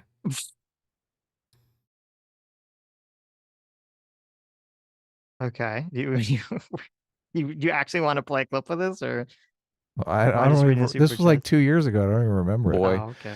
people have been asking me to have a. No, I can't listen to myself. Debating Vosh on social democracy and socialism, an unequal exchange. That's I didn't even know you ever had a talk with the kind of boy. That's funny. Do you know who he is? I mean, I guess I talked to him before. I mean, I've he seen some of really- his videos. But had this conversation with him long before he became like a regular YouTuber, Destiny yeah. simp. Right. Okay. Asha C for 2 hours says, Adam, why do you do this to yourself? Because look, I like to torture look, because it entertains you. That's There you why. go. There you go. Look, we had a good laugh because I titled the stream before, obviously before we did not plan on talking about what I titled the stream, but it's funny that we ultimately did. And I titled the stream that because I was like, well, this is where the conversation is going to go. And that's where it went. So obviously that's funny. Mhm. Yeah. But we wanted to talk about the woke right, and we never really got to talk about it. So We didn't, yeah. but whatever, who cares? That's okay. It's always next time. Yeah, I'll read yours. Curtis M for 7 Canadian says the trans surgeries for minors. The trans surgeries for minors for the right is the same as a black man shot by cops for the left. Both are overinflated for political points. That is true. Yeah. In terms of the perception of like the problem, yeah, that is accurate. Good insight. I mean, I do think that that is true. I think that the amount of people that are probably false positives is a much larger number than, unarmed people shot by the police. But I agree with the concept. It's like it gets overinflated in people's minds. M8566 for 2 hours says, why is Adam's vote so important? LOL. Because Adam's a mover and a shaker. Okay? I don't. He's a Everyone's going to vote however I vote, obviously. right. Quotation Except points for for Sitch, which is Except for Sitch. Doesn't give what Adam votes. Quotation points for 3 months says, are Destiny orbiters really that invested in who other people vote for? What losers? Well, it's funny. Well, to be fair, when Adam asked Hutch to come on, it was about the woke stuff. It wasn't about to try to get him to vote for Kamala. Adam just titled the stream that way because he had an inkling that the conversation would go in that direction. So, and it did, obviously. So good on you, Adam. A lot of people are interested in how I vote. So, yep. MA566 Red Hour says, hey, Adam, California proposition stream when? We need to talk about how you're voting on the props. Well, there's one prop that I was definitely thinking, hell yeah, based. I'm going to vote for that. What's that one? It's something about crime. Like they went too far on turning a bunch of felonies into misdemeanors. And they're like, oh shit, everyone's getting out of jail and it's causing a shoplifting spree. So we need to change those laws. Which I thought, yeah, we do. Definitely. Right. We've got like smash and grabs going. There's a smash and grab in Los Angeles like every day on the news. I'm assuming there's probably more than one because they're just like, there's too many to cover. Bruins for 27 months says, Sitch, if you aren't ever going to do a face reveal, the least you can do is turn your webcam out the window so we can see Helen coming for you. Yeah, so you guys don't have to worry about me. I'm not anywhere near the path of the hurricane, so I am safe. but thank you for your concern. Yeah. Smokey the Bandit for $10 says the Last of Us characters he's referencing were minor characters in the game for a reason. The show making a big deal about these small side characters just because they are gay is wokeness defined. Well, yeah, I think that's what I was trying to hone in on, was that if you focus on something because it's a good story and they happen to be gay, then that's fine. If you focus on something because it's gay, right, then that's usually where people say, oh, well, that's woke, right? Because you're emphasizing it not for the story purposes, but for the political purposes of, trying to push some kind of message about LGBT issues or something. Yeah, obviously. I think the bifurcation line is the meritocracy thing, but I mean, we Right. didn't really get to that point, but Right. we mentioned it. Oh my God, for $2 says Kamala brought her knee pads to the White House. Wow. Got him. Did she? Terrible. How dare you? Malik for 7 months says, won't be able to catch this live, but I'll bet $20 Adam turns Hutch into an undecided voter. Did I? I don't think so. I don't There's no way he's not voting for Kamala. think he was joking. Igor Sedox for $5 says, stay safe and drive from the hurricane. Hello, Sitch. Surprised you're able to stream right now. Thank you. Will do. Good Faith Gary for $20 says, oh my God, this is just a carbon copy of the veto conversation. Quote, what is blood yapping about? What do you even mean by woke? Also, hi, Sitch and Adam, and hi, chat. Hi. There you go. Yeah. It was interesting in the very beginning when we were like, like he hasn't really thought at all about what the right thinks. Yeah, that was interesting. What? That was interesting. Yeah. Well, I don't know if that's true. I mean, or it's just that he doesn't want to say, maybe because he thinks it's like just all negative. So Right. who knows? Majin for $5 says, I never felt representative. In a Trump voice, I can't do it at the moment. I never felt represented by the black of the show. It's always those who have a personality similar. Now the woke says the black is me. Gotcha. Wow. Interesting. Extract for $10 says, who would win, Blunty Fly or Barry B. Benson? Who is Barry B. Benson? Barry B. Benson that's the Bee from Bee Movie. Oh, really? Blunty Yeah. Fly would kick his ass. No, I don't That know, guy's man. a wuss. Seinfeld's, he could pull a human I can't woman. believe this fly is kicking my ass. Seinfeld could put Barry Oh my B. God. He could This pull fly a is totally human- wasted and he's killing Listen. me. Barry B could pull a human woman. Okay, I'm impressed with that level of game. I don't think Blunty Fly's got that. Oh yeah. Blunty Fly has a harem. Okay. Smokey D Bandit for $5 says, a show about a Jedi that happens to be a black lesbian is not woke. A show about a black lesbian that happens to be a Jedi is woke. Yeah, that is, I agree. But it can be, you're never gonna get someone to like suss out that, like, they're not gonna accept, they're not gonna accept that framing. They're gonna say, well, it's the first thing, it's not the second thing. So I just think we wanted to have a conversation about what woke is, and it kept drifting into a debate over how he is woke and how we should be too. So, right. like, what? Well, I guess we should have started with the Constantine thing, because I didn't know why he came into it thinking this has something to do with media at all. But I don't think Hutch would define himself as woke, though. We never really got to ask that. I don't think he would either. But what's kind of the difficulty when you're talking to people who are on the left is that there's like a lot of crossover, because he was sort of saying like, oh, I don't believe in sort of like the woke. He was saying to some extent, I don't believe in the woke identity, the racial politics. But then again, he said he would be in favor of like a policy specifically to give black people money because of wealth, because of historical wealth, inequality. Yeah, we didn't get very far on that, though. So, well, there's always next time.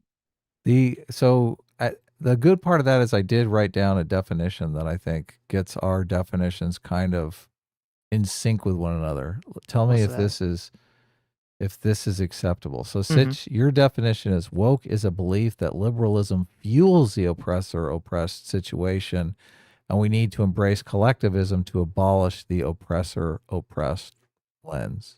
Sure, I agree Basically, the utopia is wiping out oppressor-oppressed. I agree with And that. That's a good definition. I'm more cynical and pragmatic. I'm saying woke is seeing the world through the oppressor oppressed lens and using your oppressed status to gain social perks.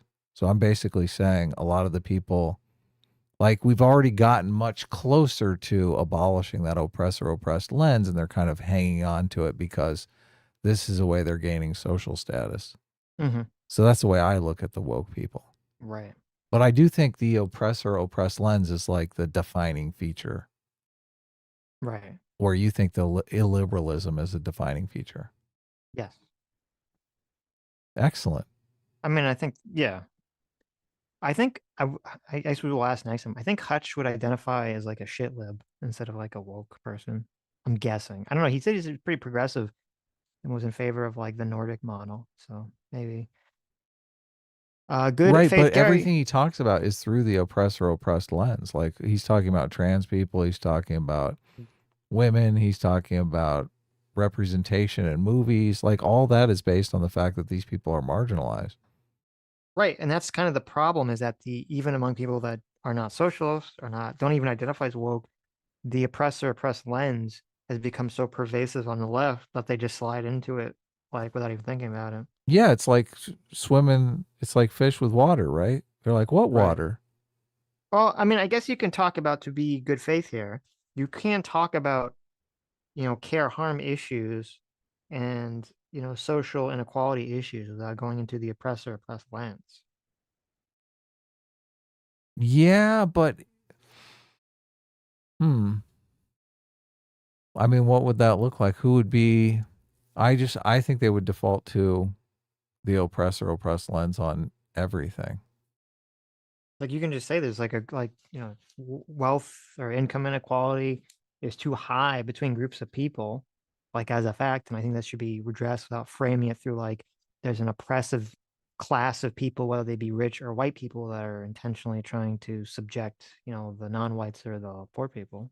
Like you can Yeah, have the conversation that way. I think it really is the like model of the world that you turn to, because I think the left generally, and specifically the woke people, say that the people are poor because they're oppressed, and the right would say the people are poor because they're lazy. Right. Well, they'd say I don't know if they'd say oppressed or like not everyone like they don't have a lot like they got unlucky in life. I think maybe that's the difference. Is I feel like a lot of the liberal talking points when I was growing up was like some of it was like you're getting taken advantage of by rich people in terms of like you're not getting paid enough for what you do. But there's also a lot of emphasis on just like, some people are just unlucky in life in terms of, the amount of resources they get, the kind of job they can get, the education they get, Yeah. sort of like trying to address those situations. It was more on like on trying to raise people up as opposed to tearing people down. I think that's the difference between like the liberal left and the socialist left or the progressive left, the Right. oppressive lens left. I think the Yeah. conversation is almost useless until Hutch reads The Righteous Mind. At least that way he'll know 100% of his arguments are just dangerously stupid or malicious or a mix. He I mean, got it would be Dictator's good if he Handbook. did. He did get Dictator's Handbook. If he, I mean, that's a really good, interesting book. I think he would like it. It's not partisan at all. I don't even think he would disagree with it. So maybe we Yeah. can get him to read Righteous Mind afterwards if he ever gets the Dictator's Handbook. Good Faith Gary for $20 says nothing more infuriating than the performative stupidity that people like Hutch do. I would so rather, I want more tokenism in media, even if it turns out worse, because it's what my political side wants. Just own it. Oh Oh, my there you God. go. Can you imagine? There you go. Yeah, we never got down, and I didn't. It's so boring going down this route, like for the millionth time. But as soon as you, as soon as you start like judging the performance of the characters, like as soon as there's this woke context to it, they'll never give in that performance is terrible, right? You could talk about the acolyte and the what's her name, Amanda Sandberg, I don't know the yeah. actress's name, but It's just like, oh, her performance was amazing. What are you talking about? Oh God. right. Well, I mean, at least listen. I mean, give Hutch credit. He was saying the acolyte was bad. So Oh, he did? Okay. I was reading yeah, the he did. chat. Oh yeah, through no, part he of said that. the Acolyte was bad. He's saying he didn't think it was bad for woke reasons. He's saying it was just poorly written. So, and I mean, Right. I think it was poorly written. I think it was woke, but I think it's being poorly written. Was outside of the bounds of it just being woke. It was just No, a I really think poorly written look, they show. hired terrible people because of wokeness. Well, in That's terms why of the they hired those showrunner, people it got their seemed, job. yeah. Yeah, In because terms of the showrunner, it seemed like they were hired for some kind of woke reason. yeah, They're like, we need to get like we need a gay a lesbian gay lesbian to doing write a Star Wars starring. TV Yeah. show. Yeah, right. About a No, gay lesbian witch coven yeah, that's producing exactly. children with the Force. How It's do we kind of get like, some gay lesbians into Star Wars? Well, we need the right person to write that. I mean, we can't have a straight white male write that. We well, need someone who's had the lived experience of a it was gay interesting. lesbian space witch. I was thinking about this the other day, and it was funny because, like, he brought up like Laura Croft in terms of this Ghost of Tsushima sequel thing, which I've never played either of them, so I don't have any take on that. But it's funny because, like, when you look at Laura Croft, it's very clear, obviously, from the way that she looks, that the design of the character is to appeal to a male audience. It's like a sexy woman is to appeal to the male audience, and and it's kind of weird to compare that to a lot of female protags nowadays, except for like Celeblade and stuff like that, who are explicitly covered up, not attractive, not sexy. They're not designed to appeal to a male audience. They're designed to try to appeal to like a political correctness lens of the world. And I think this is why a lot of these games and these things are having problems because, like, it's funny if you play different. I remember back in the day, there was like a time period where I got big into playing these like puzzle games. And they had like, there was this like site, I'm trying to remember, it was called like Big Fish Games or something. And you could sign up for it. And it was like $10 a month. And then there's like all these like point and click adventure games. And it was interesting because I was playing these games and I started to realize it was weird that like so many of the games, even though like the protagonist character was usually like they didn't say the gender of it, it was like always, oh, you have to save your sister from someone, or you have to save your female friend. Like if it was always like kind of female coded, like who the character was and what the action was. There wasn't like you're a husband saving your wife or you're a man saving your girlfriend. It was always kind of female coded. And I was like, I didn't realize that until I was like playing these games for a while. And I was like, oh, that's interesting. And I looked up the demographics. It was because most of the people playing the puzzle games were women. And so so they were obviously making the games kind of centered around kind of like a woman's perspective. I said, oh, that's interesting. And I mean, I still thought the games were fun, but I just thought that was fascinating. And I think kind of the weird problem that like the games industry and some of the movie industry is having right now is that it's like back when I was playing those games, it was totally acceptable to say, okay, this, we have more females playing this type of game centered around like a female perspective. We have more males playing this type of game centered around male perspective. And nowadays there's like an attack that, well, the male perspective is inherently bigoted and wrong, and you're not allowed to have a male perspective in a game whatsoever anymore. And I think that's what a lot of people, and especially in the anti-woke side, are sort of reacting to, is that attack on the masculine perspective of things. Of course they are. Yeah. They don't like to be made the villain. No. Malik for $10 says, did he just equate the prequels to The Last Jedi? His media opinions are worthless. He did. I knew people were gonna not be happy with that, so that's pretty funny. And I don't even know what he's talking about. I don't. How does The Last Jedi have anything to do with the hubris of the Jedi? It was kind of like the opposite. It was Luke. I mean, isn't giving up and throwing away everything like that is your tradition in your life? I mean, isn't that the opposite of hubris? How's that hubris? I didn't know what he meant by that. Is The Last Jedi the one with the space bombers? Because that's the one that just, oh God, fucking I think so. That's the one with destroy. space I'm like, bombers in the beginning. Yeah, that's the one with yeah, Luke. Throwing the lightsaber so away. bad. Oh yeah. Yeah. Oh, that one. That movie's evil. First thing we do when we perfect our time machine, Sitch, we go Yes. back before that movie was made and we kill everyone involved. Wow. We're gonna do a Deadpool, like when he shot himself before he could accept the script to play Green Lantern. There we go. Exactly. MA566 for $5 says, Hutch, quote, I don't see how woke is hurting entertainment. Also, Hutch, I don't think the show is good. They hired cast and crew for ideology, LOL. Well, that's where I think, yeah, he wouldn't agree it was for ideological purposes. He thinks it's just bad. But I agree. Well, he did For say the it was accolade the was for, writers. Yeah, and right. I'm like, yeah, you can hire writers for woke reasons too. Yes. God's joke for $20 says hiring should only be based on merit. Casting should only be done in such a way that it preserves the setting of the story and makes sense with the story you want to tell. I don't need a hero to be Hispanic to be inspired. Very true. God, there's so many good Hispanic actors anyway. It's just ridiculous. Like, we don't have good black actors, right? Denzel Washington is not amazing. Like, what the fuck? I just don't get Are it. you being sarcastic? No, I'm being serious. Like, we have a ton of great black actors. Like, Oh, what are I we doing with misheard you then. representation in Right. Yeah. movies? Yeah. Like, Exactly. Well, that's, we have Denzel Washington. We have Freeman. Who's the right. guy that Morgan Freeman? Morgan Like, Freeman. Yeah. yeah, Samuel L. Jackson. Like, Pulp Fiction is fucking amazing. Well, that's what, and that's kind of what was weird is like, when Denzel Washington was in like Training Day or Man on Fire or Philadelphia, giving the gay people representation. well, right? That's not the play my example. Or, one of my favorite Denzel Washington movies is Fallen.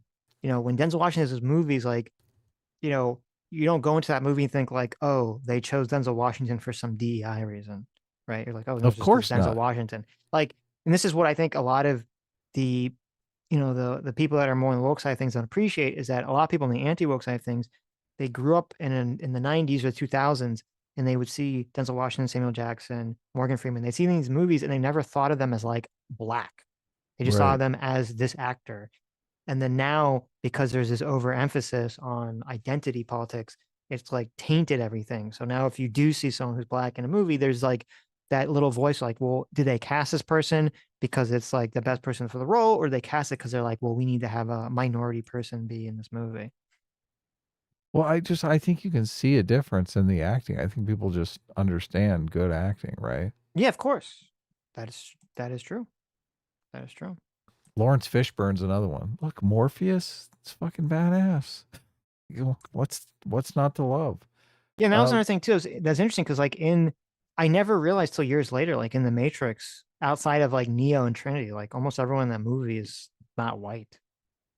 Yeah. Especially in the second and third one. Well, I get, Agent Smith, obviously, but like the main Zion people, most of them are not white. And I never noticed or cared, growing up. So yeah.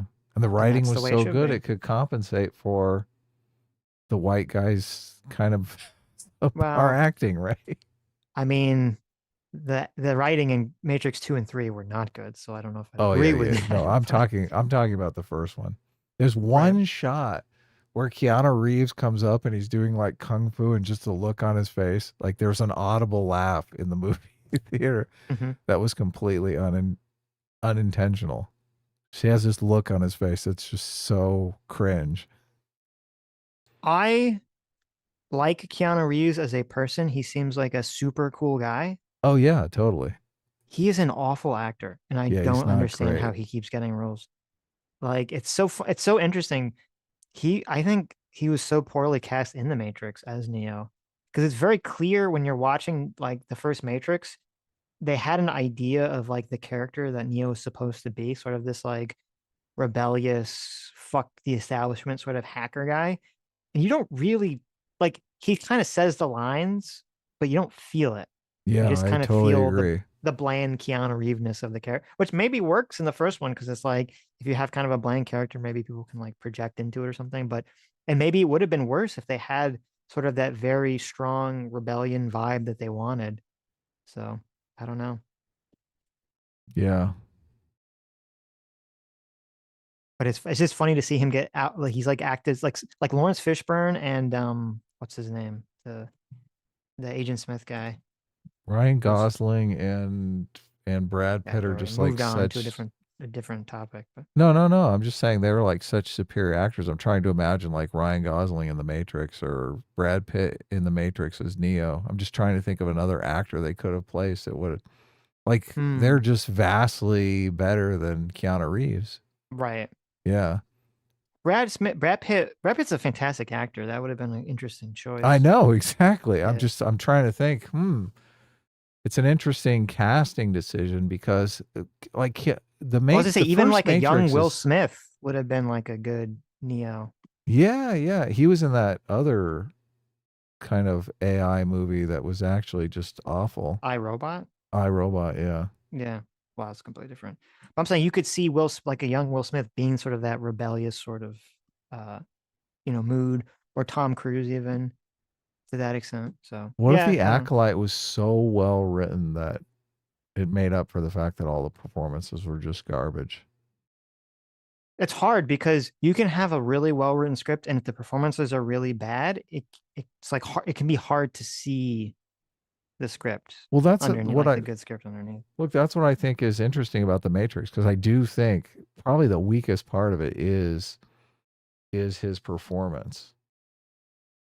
But Right, but everyone else's performance was good. oh yeah, Morpheus, like completely. Lawrence Fishburne, Yeah, like Lawrence pulled the Fishburne and movie. Hugo Weaving were like Oh carry yeah, that yeah, movie. Yeah. they did carry it big time. Yeah, and just the story that in the first one is so good. Yes, it's so Yeah, good. Yes, that's true. you're like, oh, I'll give it a pass. He looks funny when he does the kung fu, but it's okay.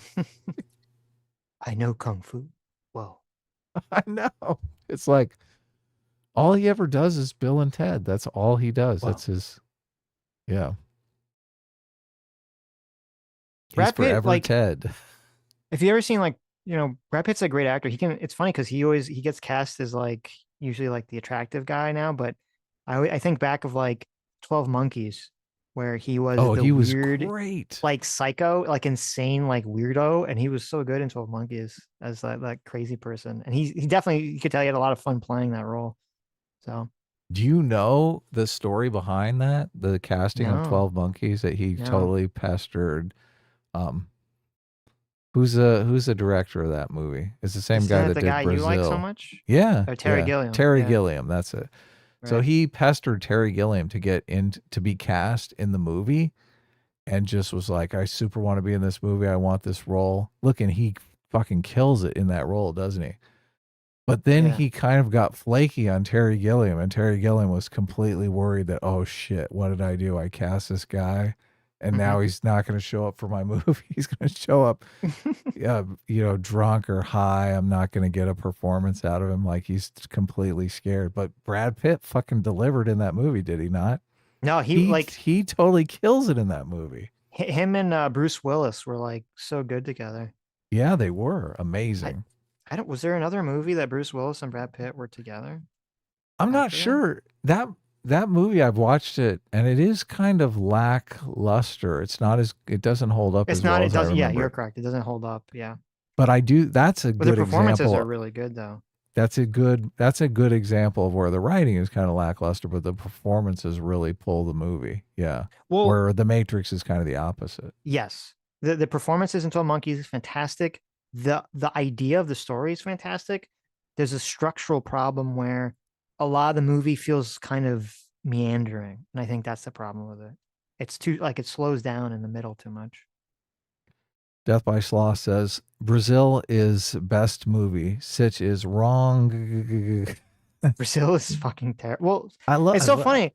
Like, listen, I have an affinity in my heart. I don't know why. I have a special place in my heart where I love the concept of the giant, all-encompassing, all-empowered bureaucracy that's horribly, comically inefficient.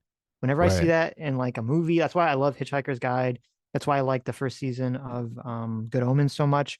I just think that's why I like that the first episode of Loki is because I don't know, that concept, it always amuses me so much. And so when I started watching Brazil, like I loved all that elements of the story. It's just that the ending is so fucking horrible, and it is very slow.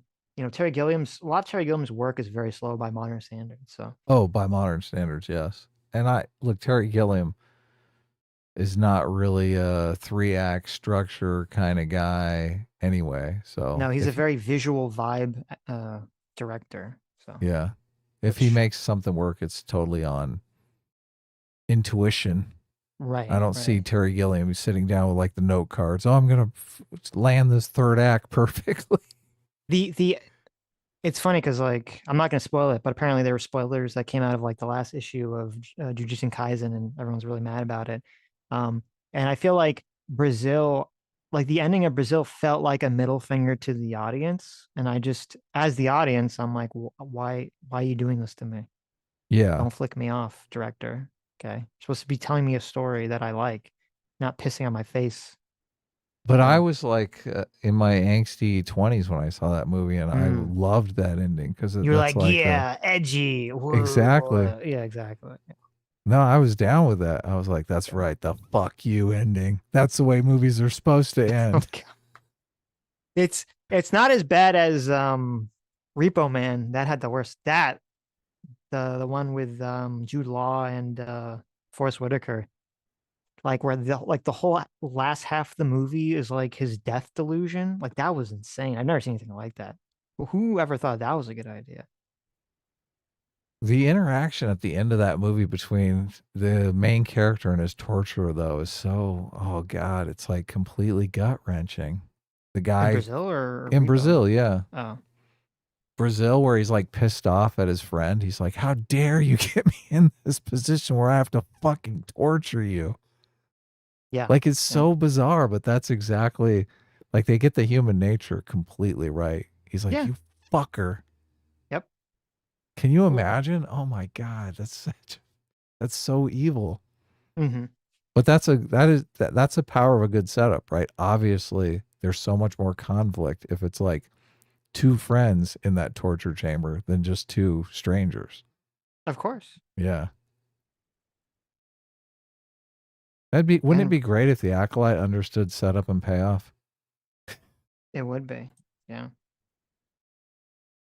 And also Robert De Niro was really good in it. So Yeah, it's bizarre because Robert De Niro's it's so like not a Robert De Niro type character. no, You're like, no. is that Robert De Niro? What's up with that funny mustache? Who is Yeah, that's that right. He had like the guy? funny Mario mustache. Yeah. Yeah. There was Yeah. an interesting scene, that reminded me of.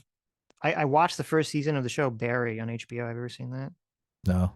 He's like a hitman, and it's like kind of supposed to be a dark comedy, and he wants to get into Oh, I acting think instead I've of being seen. hitman. Yeah, think I've seen some episodes of that. My wife was watching it. Yeah. Yeah, and it really crashes and burns at the end of the season, and I was just like so appalled at how bad the end of the season was. Like I literally thought it was a dream sequence, and it was just not. And I was like, "What the fuck am I looking at?" So I stopped watching. But there's one scene in the whole first season that was interesting, which is kind of like he's in the car with his friend, and I'm trying to remember, I don't know the exact circumstances. Something like his friend witnesses something he wasn't supposed to see, and his friend's like freaking out, and he's like trying to tell him to calm down, and his friend says something like, "We have to tell the police. We have to tell the police."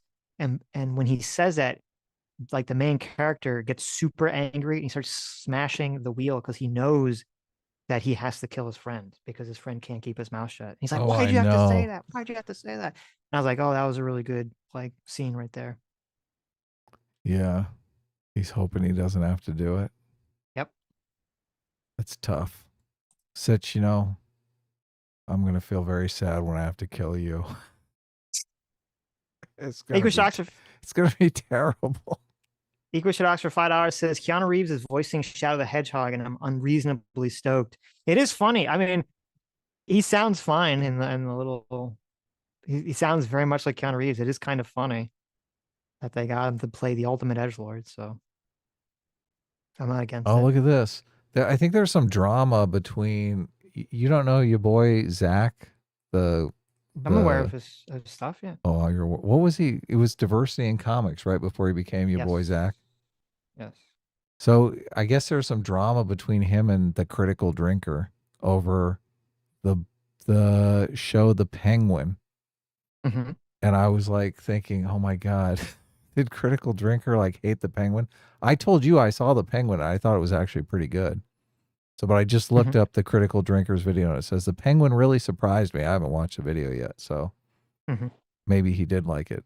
But I think the drama was Zach was accusing the Critical Drinker of like waiting till other people review something so he can kind of like get the feel of whether or not people liked it and then make his review accordingly, which I think is completely, I mean, that's just, You need some pretty strong evidence if you're going to make that accusation. I think the critical drinker, his body of work makes it obvious that he understands movies and conflict and traditional storytelling, that kind of thing. The idea that he's looking to other content creators to kind of get his opinion seems pretty out there to me. Yeah, What's your take on that? I've never got that sense from Drinker's content, so I don't know what Zach was. I don't know why Zach feels that way. Yeah, That's look, not and he my seems like the kind of guy that would, buck the crowd if he thought something was good. That's the thing. Like, you look at, if you're looking at some sort of movie from a traditional storytelling perspective, you can tell, like, does it have good performances? Is there good conflict? Is there good setup payoff, right? Like, how do you fake that? Right. Yeah. God's joke for $20. Thank you. Says hiring should only be based on merit. Casting should only be done in such a way that preserves setting the story and makes sense of the story you want to tell. I don't need a hero to be spanked to be inspired. I already read that one, but thank you. Chatchi McSwag for $25 says a major example of not only wokeness, but the mainstream Democrat tolerance for woke extremism would be the reaction to Marcellus Williams. Oh, I read that one. Yeah. Not just the opposition to capital punishment, but he's innocent. Well, I wonder, like, I don't know if that's a good example of tolerance for woke extremism. I think that's a good example of, like, I'm assuming that 99% of the people who are heavily invested in saying that Marcellus Williams is innocent are just they just hear like a narrative about it. They don't really know anything about the case. And to be fair, like, I've never really investigated in all myself. I've just seen, Actual Justice Warrior made a video about it where he was castigating that stuff or criticizing that stuff. Philip DeFranco made a video, a thoughtless video, and Sean responded to it. Right, that's what he was. Now, I don't know if I'm assuming Sean's video is correct, but I've never looked into it myself. So, well, he did have all the evidence from the court case and stuff like he that. did. It was so, a very I mean, he did a convincing lot of argument, typing so. to fake a lot of shit if he's making that up. Right. Skinnerian for 30 months. Thank you so much. Says, hey, Sitch and Adam, love the show. Don't usually catch you live. How the Kill a franchise is still not on YouTube Music as a podcast. Sad face. Well, I guess I can fix that if I just log in and press a button, right? Okay. Do it. Oshasi for $5 says, quote, not going to be able to afford a good lawyer, end quote. Coleman Hughes racism is a proxy for poverty argument. There you go. Anonymous Cow for $20 says, watching Short Fat Taku's re-examining of everything's political, he explains how dismissing critiques of games/medias as racist and sexist don't address that media does get subverted by bad actors who ruin the original political interpretation. Yeah, no, I told everyone to watch that video yesterday. It's a very good video. I think really in terms of sort of how to push back against the everything is political narrative. It's more like, instead of saying things weren't political back in the day, it's just like, yeah, they were political. They're political from the lens of politics I like, individual liberalism, colorblind, meritocracy, things of that nature. So yeah. Mr. Middleman for $5 says people don't like to have modern politics they don't agree with preach at them in their entertainment, especially when it alters established lore. Very true. Very true. Brian for $5 says, so he believes it's not bad to have federal policies based on race. What could go wrong with that? LOL. That's woke. Yeah. Libertarian Sasquatch for $2 says, so white people get to suffer because averages. Yes. Doesn't really make a lot of sense. Unfortunately, yeah. Lucifer Doman for 30 months. Thank you so much. 30 months, a member. Says Hutch doesn't think black people can excel in a merit-based society. He would have an issue if he didn't. Dun, dun, dun. Let's see. I read that one. Brian for $5 says the Star Wars scene where they're explicitly anti-capitalist is peak woke in film. Oh, that's so bad. I forgot that was in The about Last that. Jedi. Yeah. Oh. Kate McKnight for $5 says, I'm 15 minutes behind, but don't forget Jacob Blake raped a woman before the cops were called by his victim. Also, Kamala said she was proud of him. Really? Wow. Really? Wow. Wait, I'm not familiar with that. That's crazy. Kamala proud of Jacob Blake, huh? Oh. Kamala Harris meets with Jacob Blake's family in Wisconsin. Senator Kamala Harris privately met with Jacob Blake's family during a visit to Wisconsin on Monday. This is in 2020, September 2020. They're an incredible family, she said, and what they've endured, they just do it with such dignity and grace. And they're carrying the weight of a lot of voices on their shoulders. Blah blah blah. Did Jacob Blake? No, Jacob Blake survived, right? He didn't Yeah, die. he didn't die. That's why Yeah, everyone's okay. always like, police shot and killed another black man. Right. Oh, but wait, he didn't die. Blake's family attorney, Benjamin Crump. Oh, Jesus, that's always a bad sign. Don't you love it? Said in a statement that Blake joined the hour-long meeting with Harris over the phone. He said Harris spoke individually with each family member about how they were handling the trauma and urged them to take care of their physical and mental health. Crump said it was a moving moment when Blake told Harris that he was proud. When Blake told Harris that he was proud of her, and then she said she was proud of him and how he is working through his pain. Wow. Well, there you go. Well, that's sad. Okay. Orphan Uprising for $5 says, did you guys see Neil deGrasse Tyson on Coleman Hughes? He went into a long tirade listing examples of white people being inferior to black people. Isn't that an old clip or something? Or is that like a recent? I'm not sure. Yeah, that's interesting. We got to check into that. Because I feel like I remember seeing that clip. I don't remember the exact context. I feel like the context was somewhat out of. I feel like that's somewhat out of context. So, because I think I thought I don't remember. It's been a while because I think that was like a year ago. Senator Harris is of our country is to value black life. What am I hearing? Right? Senator Harris is Why are you playing thing? It's an interview between Ben Kamala Crump Harris and had an interview with Benjamin Crump. I was like, maybe if we watch this, Oh my God. we can turn Sitch into a Trump voter. This is from 4 years ago. Holy shit. What I'm gonna have to watch this. what This kind of is- insanity is in this one? Oh my God. Well, I'm gonna have to watch this. I had to watch two. I didn't watch it yet. Her latest interview with Stephanie Rule. I watched like the first 5 minutes of it and I was like, oh my God. I felt like more of the same. Just her like really not answering questions very well. Oh yeah, that's the new one that just came out today, right? Right. Yeah. Edward Sr. for $10 says, would you object to the government buying office buildings, converting them to condos, and selling them to individuals at cost? What? Would you object to What? government buying office buildings, converting them to condos, and then selling them to individuals at cost? No, not really. That's actually seems like a pretty good idea because there's this huge problem with business real estate. That's not the right name for it. Commercial real estate. Mm-hmm. That, a lot of places have gone under because people are buying more stuff on the internet now. So that might be a great use of commercial real estate, right? Turn that commercial real estate into homes, condominiums. Mm-hmm. I don't know how I feel about it. I had to think about that for a while. You're not opposed to the government doing stuff, right? No, I'm not. Buying office buildings, converting them to condos, selling them to individuals at cost. If that's the only way to get fucking, competition, then sure.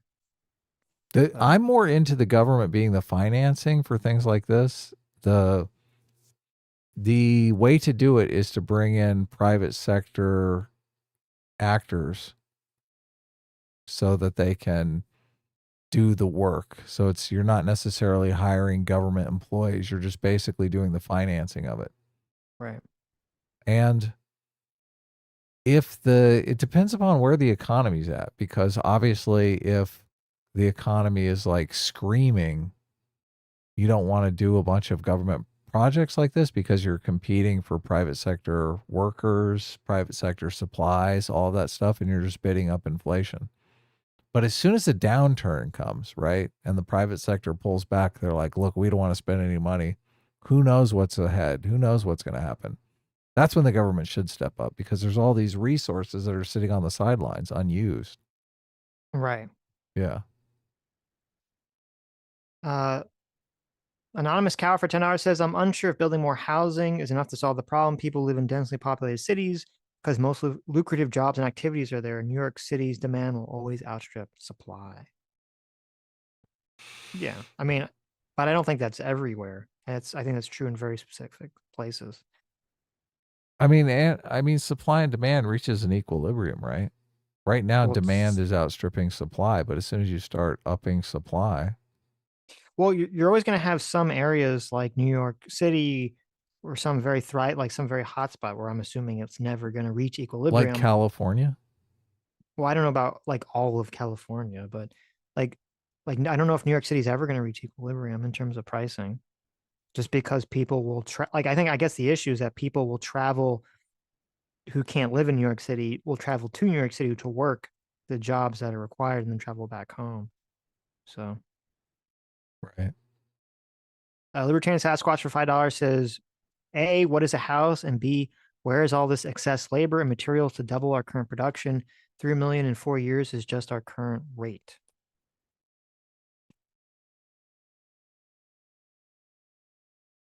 What was that again? What is a house? Number one. And number Okay. two, where is all this excess labor and materials to double our current production for house building? Well, I don't know that. These are Mhm. questions that I would ask Kamala Harris or Right. Trump, even, right? Right.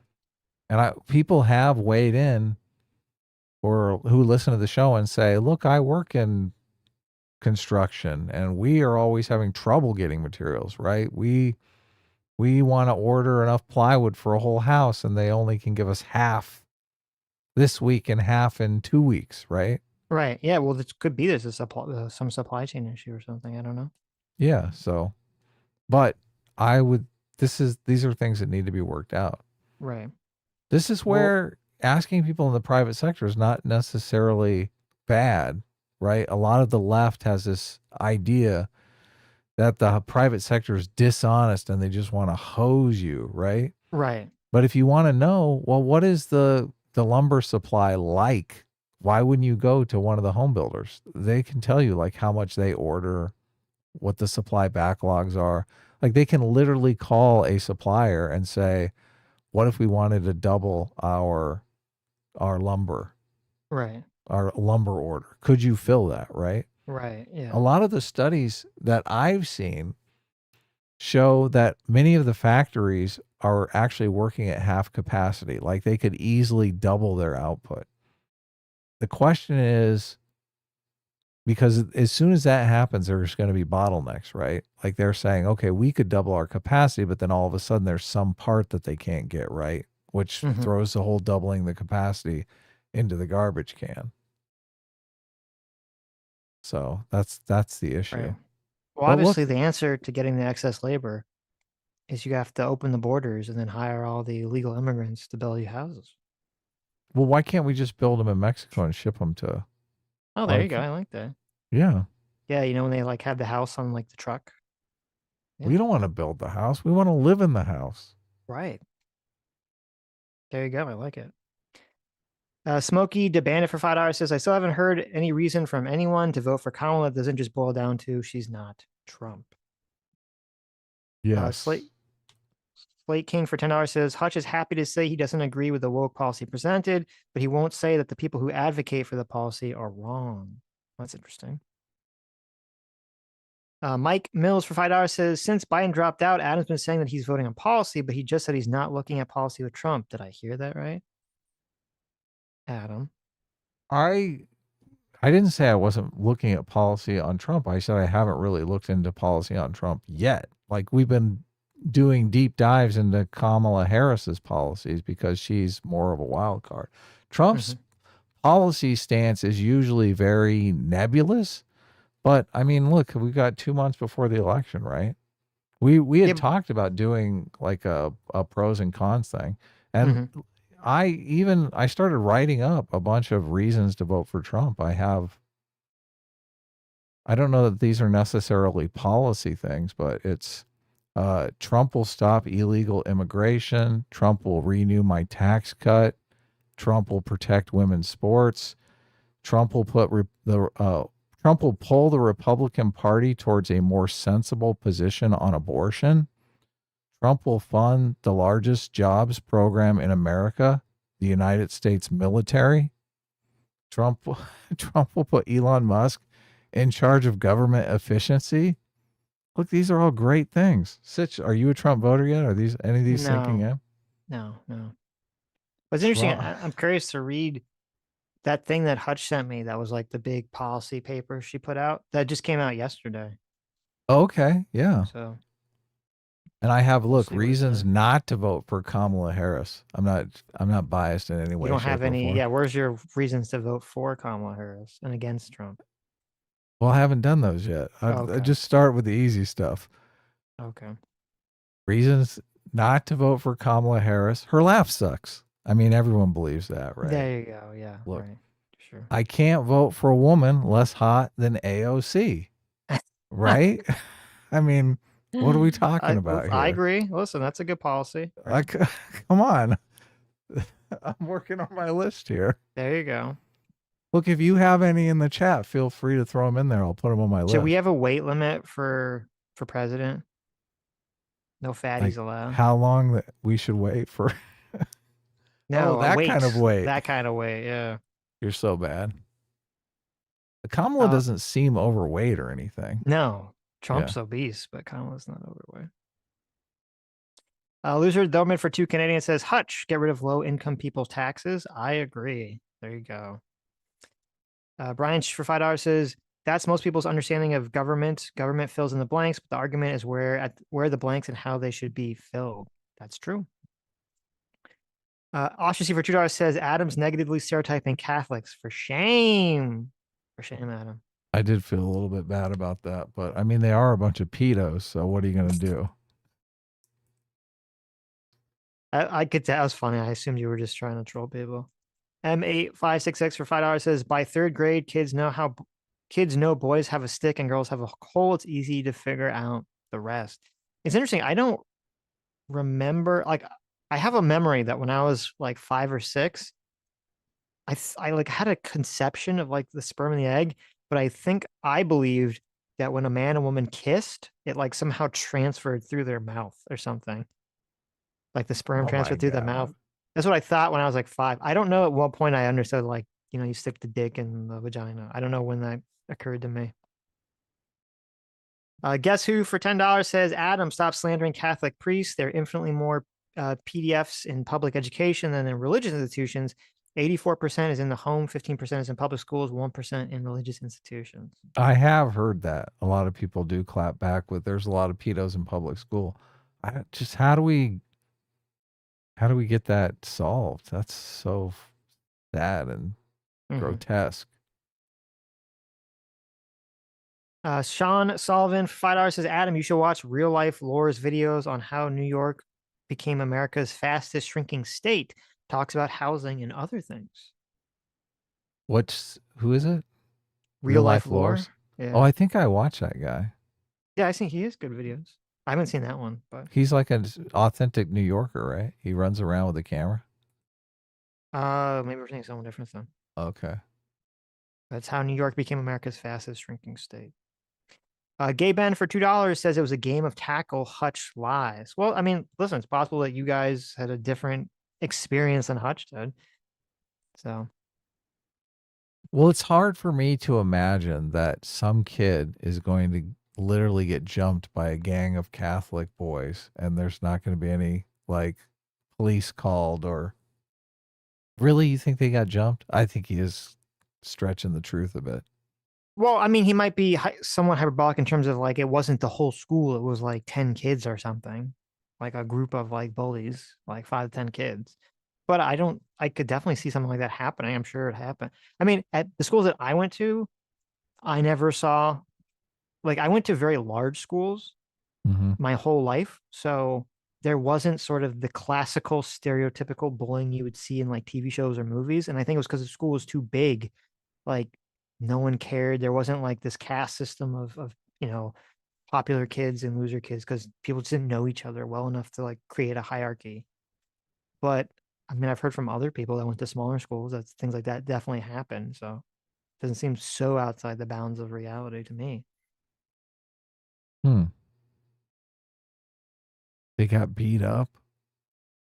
Like they Sure. got their legs broken. Well, okay. I mean, you maybe we said beat the shit out of is exaggerated because obviously, I mean, Yeah, they when got. I think beat the shit out of, I think you're causing like lasting permanent damage, not I just think like it's more like dodgeball, where you you get get the punched in the shit stomach beat or out of you something. in dodgeball, right? Well, no, Look, I I think got it's the more shit like beat out of me in dodgeball. That I dodgeball hurts. I think it's more like people probably got, punched in the stomach, punched in the arm, they got bruised, sprained maybe, but Kicked in the uh balls. hopefully not. Brian for $5 says that is not the game. One person has a football and everyone chases you and tackles you to the ground. It's like hot potato using a football. The Butter Amber for $5 says smear the queer is what Sitch described. It was just a tackle game, but you call them queer because ha ha ha gay funny. I mean, I've never it's funny, I've never heard of this game ever. I guess it was like a thing because other people were reacting to it. I've never even heard of this. It's not a thing in Florida, so PC for $20 says once the machinery is set up to tax unrealized gains, the dollar threshold is just a number on paper. It will be easier to lower that number, and the government will eventually lower it as all institutions want to expand plus inflation. I mean, maybe, probably to some extent, but my understanding is it would have detrimental economic effects even if that didn't occur. So, JMac, I read that one. MA566 for $5 says, tell Hutch that trans people are victims of an ideology that simply wants to exploit them for money. True. Oshie for $5 says, how have we now boiled down trans traits to liking different toys and clothes?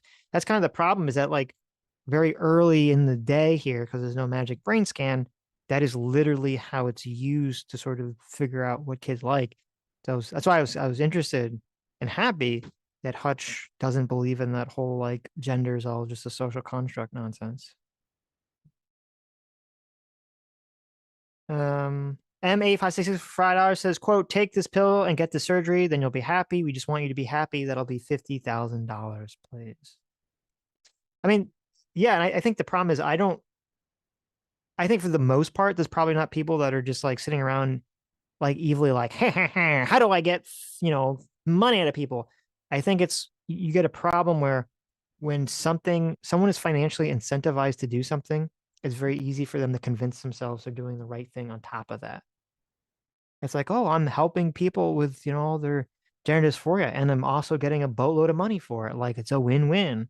So, and if someone comes in and says, well, I don't know if the science really backs up this procedure, it's like, what are you, bigot? Because they're protecting not only, the moral element, but they're protecting their financial future. So it's very easy for those things to be entwined in people's minds. Let's see, I read that one. God's Joker Fido says, if we have sci-fi brain scans, I would hope we would also finally have the medication that fixes the brain chemistry problem that causes gender dysphoria. I mean, down the road, eventually, it depends what exactly causes it. We don't know. If it's a structural issue in the brain, it may be very difficult to fix. I don't know if just giving someone hormones would alleviate that. It might not, depending on what exactly it causes. I think we're going to have the brain scan machine far, far before we have any alternative, magical treatments. Because I wouldn't be surprised that now, if you just took brain scans of like all these people and just fed them through AI, it could probably shoot out, if you trained a model on those brain scans, it could probably pick out people that have tendencies towards gender dysphoria with pretty high likelihood, I would imagine. Wow. Lucy Lumbug I read that one.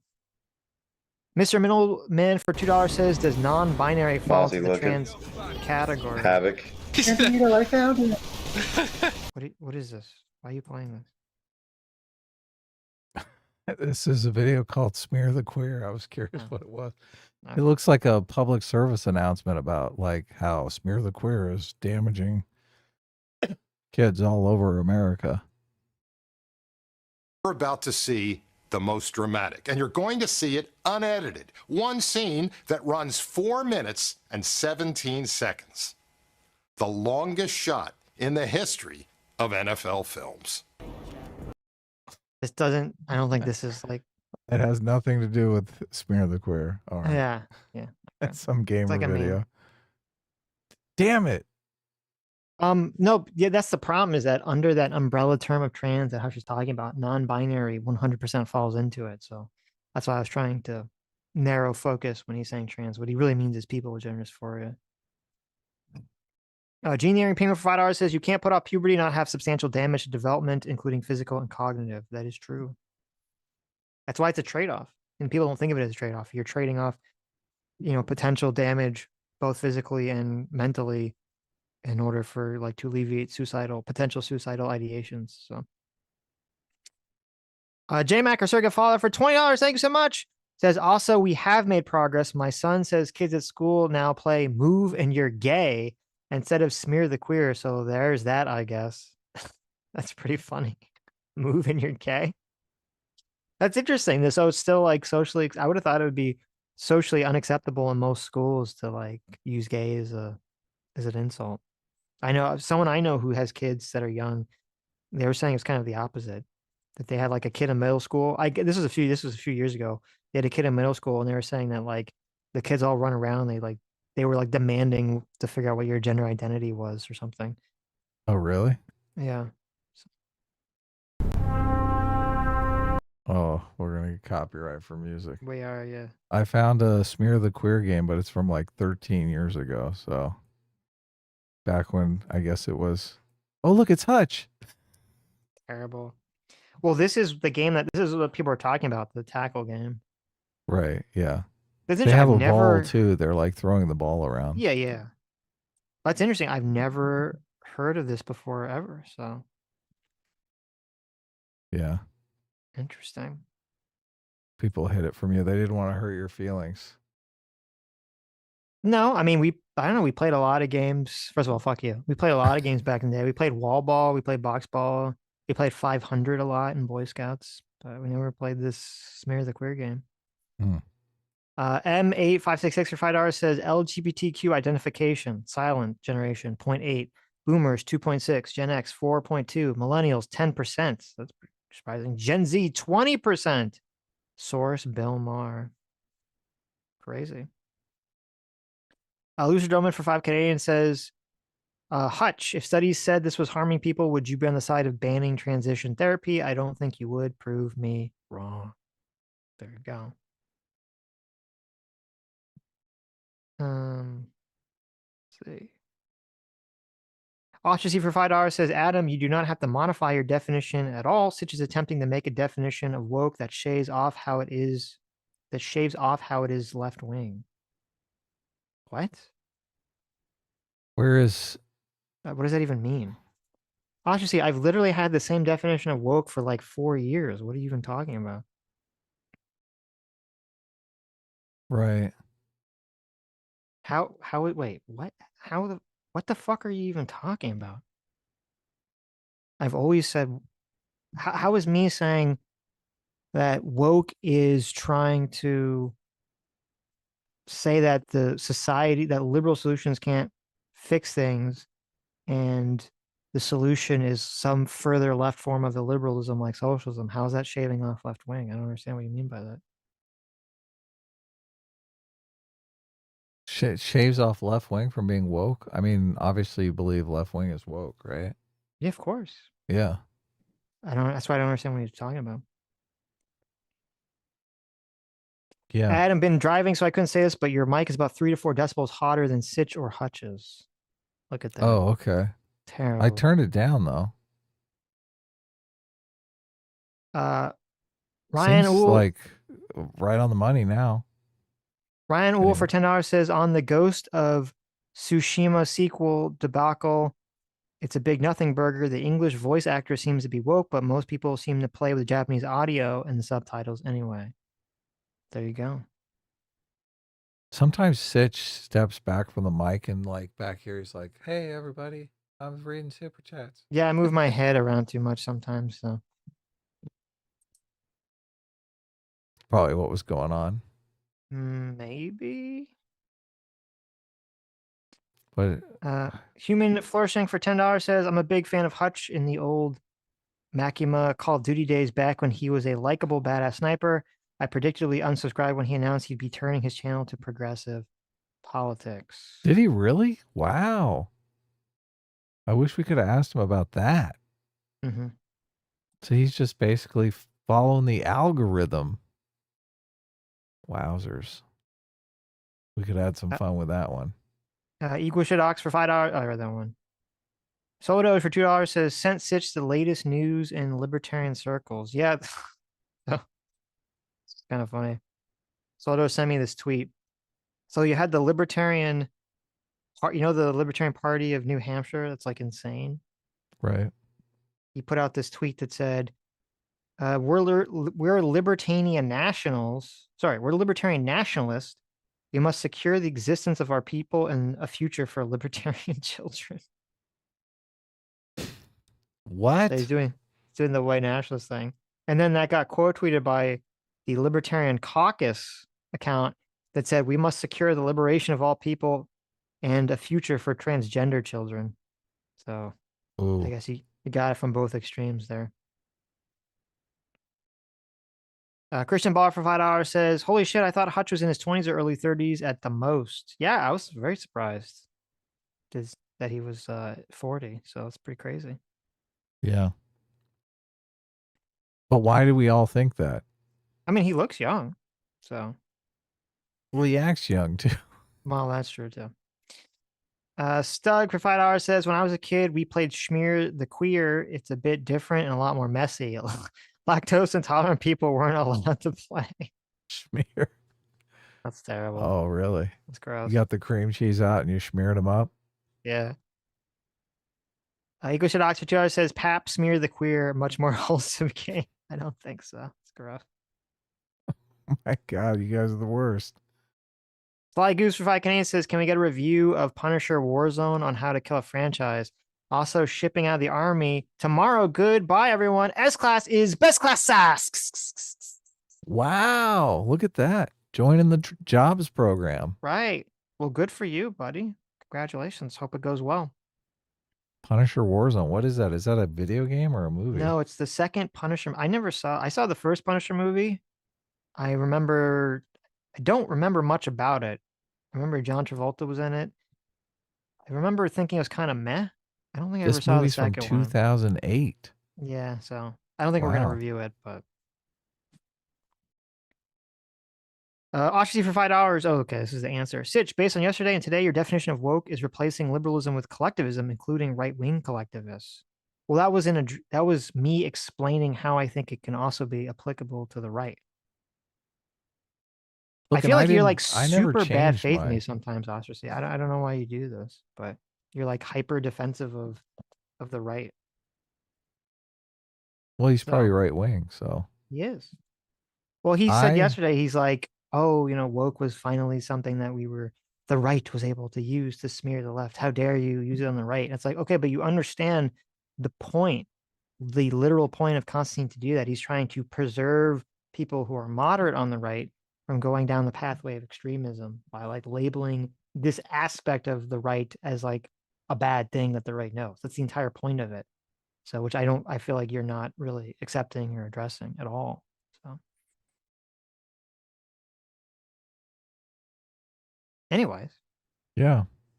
All right, that was a fun show. Death by Sloth for $2 says, I think a big feature of wokeness is that it identifies implicit issues in society and insists that the only way to correct them is with explicit solutions, but human psychology doesn't work that way, so reactance abounds. I think that's true. I think that's entirely true. All right. Again, we went way too long, but whatever. Sella for $2 says, in my super chat the other day, I was focusing more on the women in regards to the wage gap and a teacher in regards to vouchers. Black was just a further example. Also, the video you did was on that report where that women accused ... I guess there's going to be a follow-up here. The video you did was on that report where that woman accused? Accused what?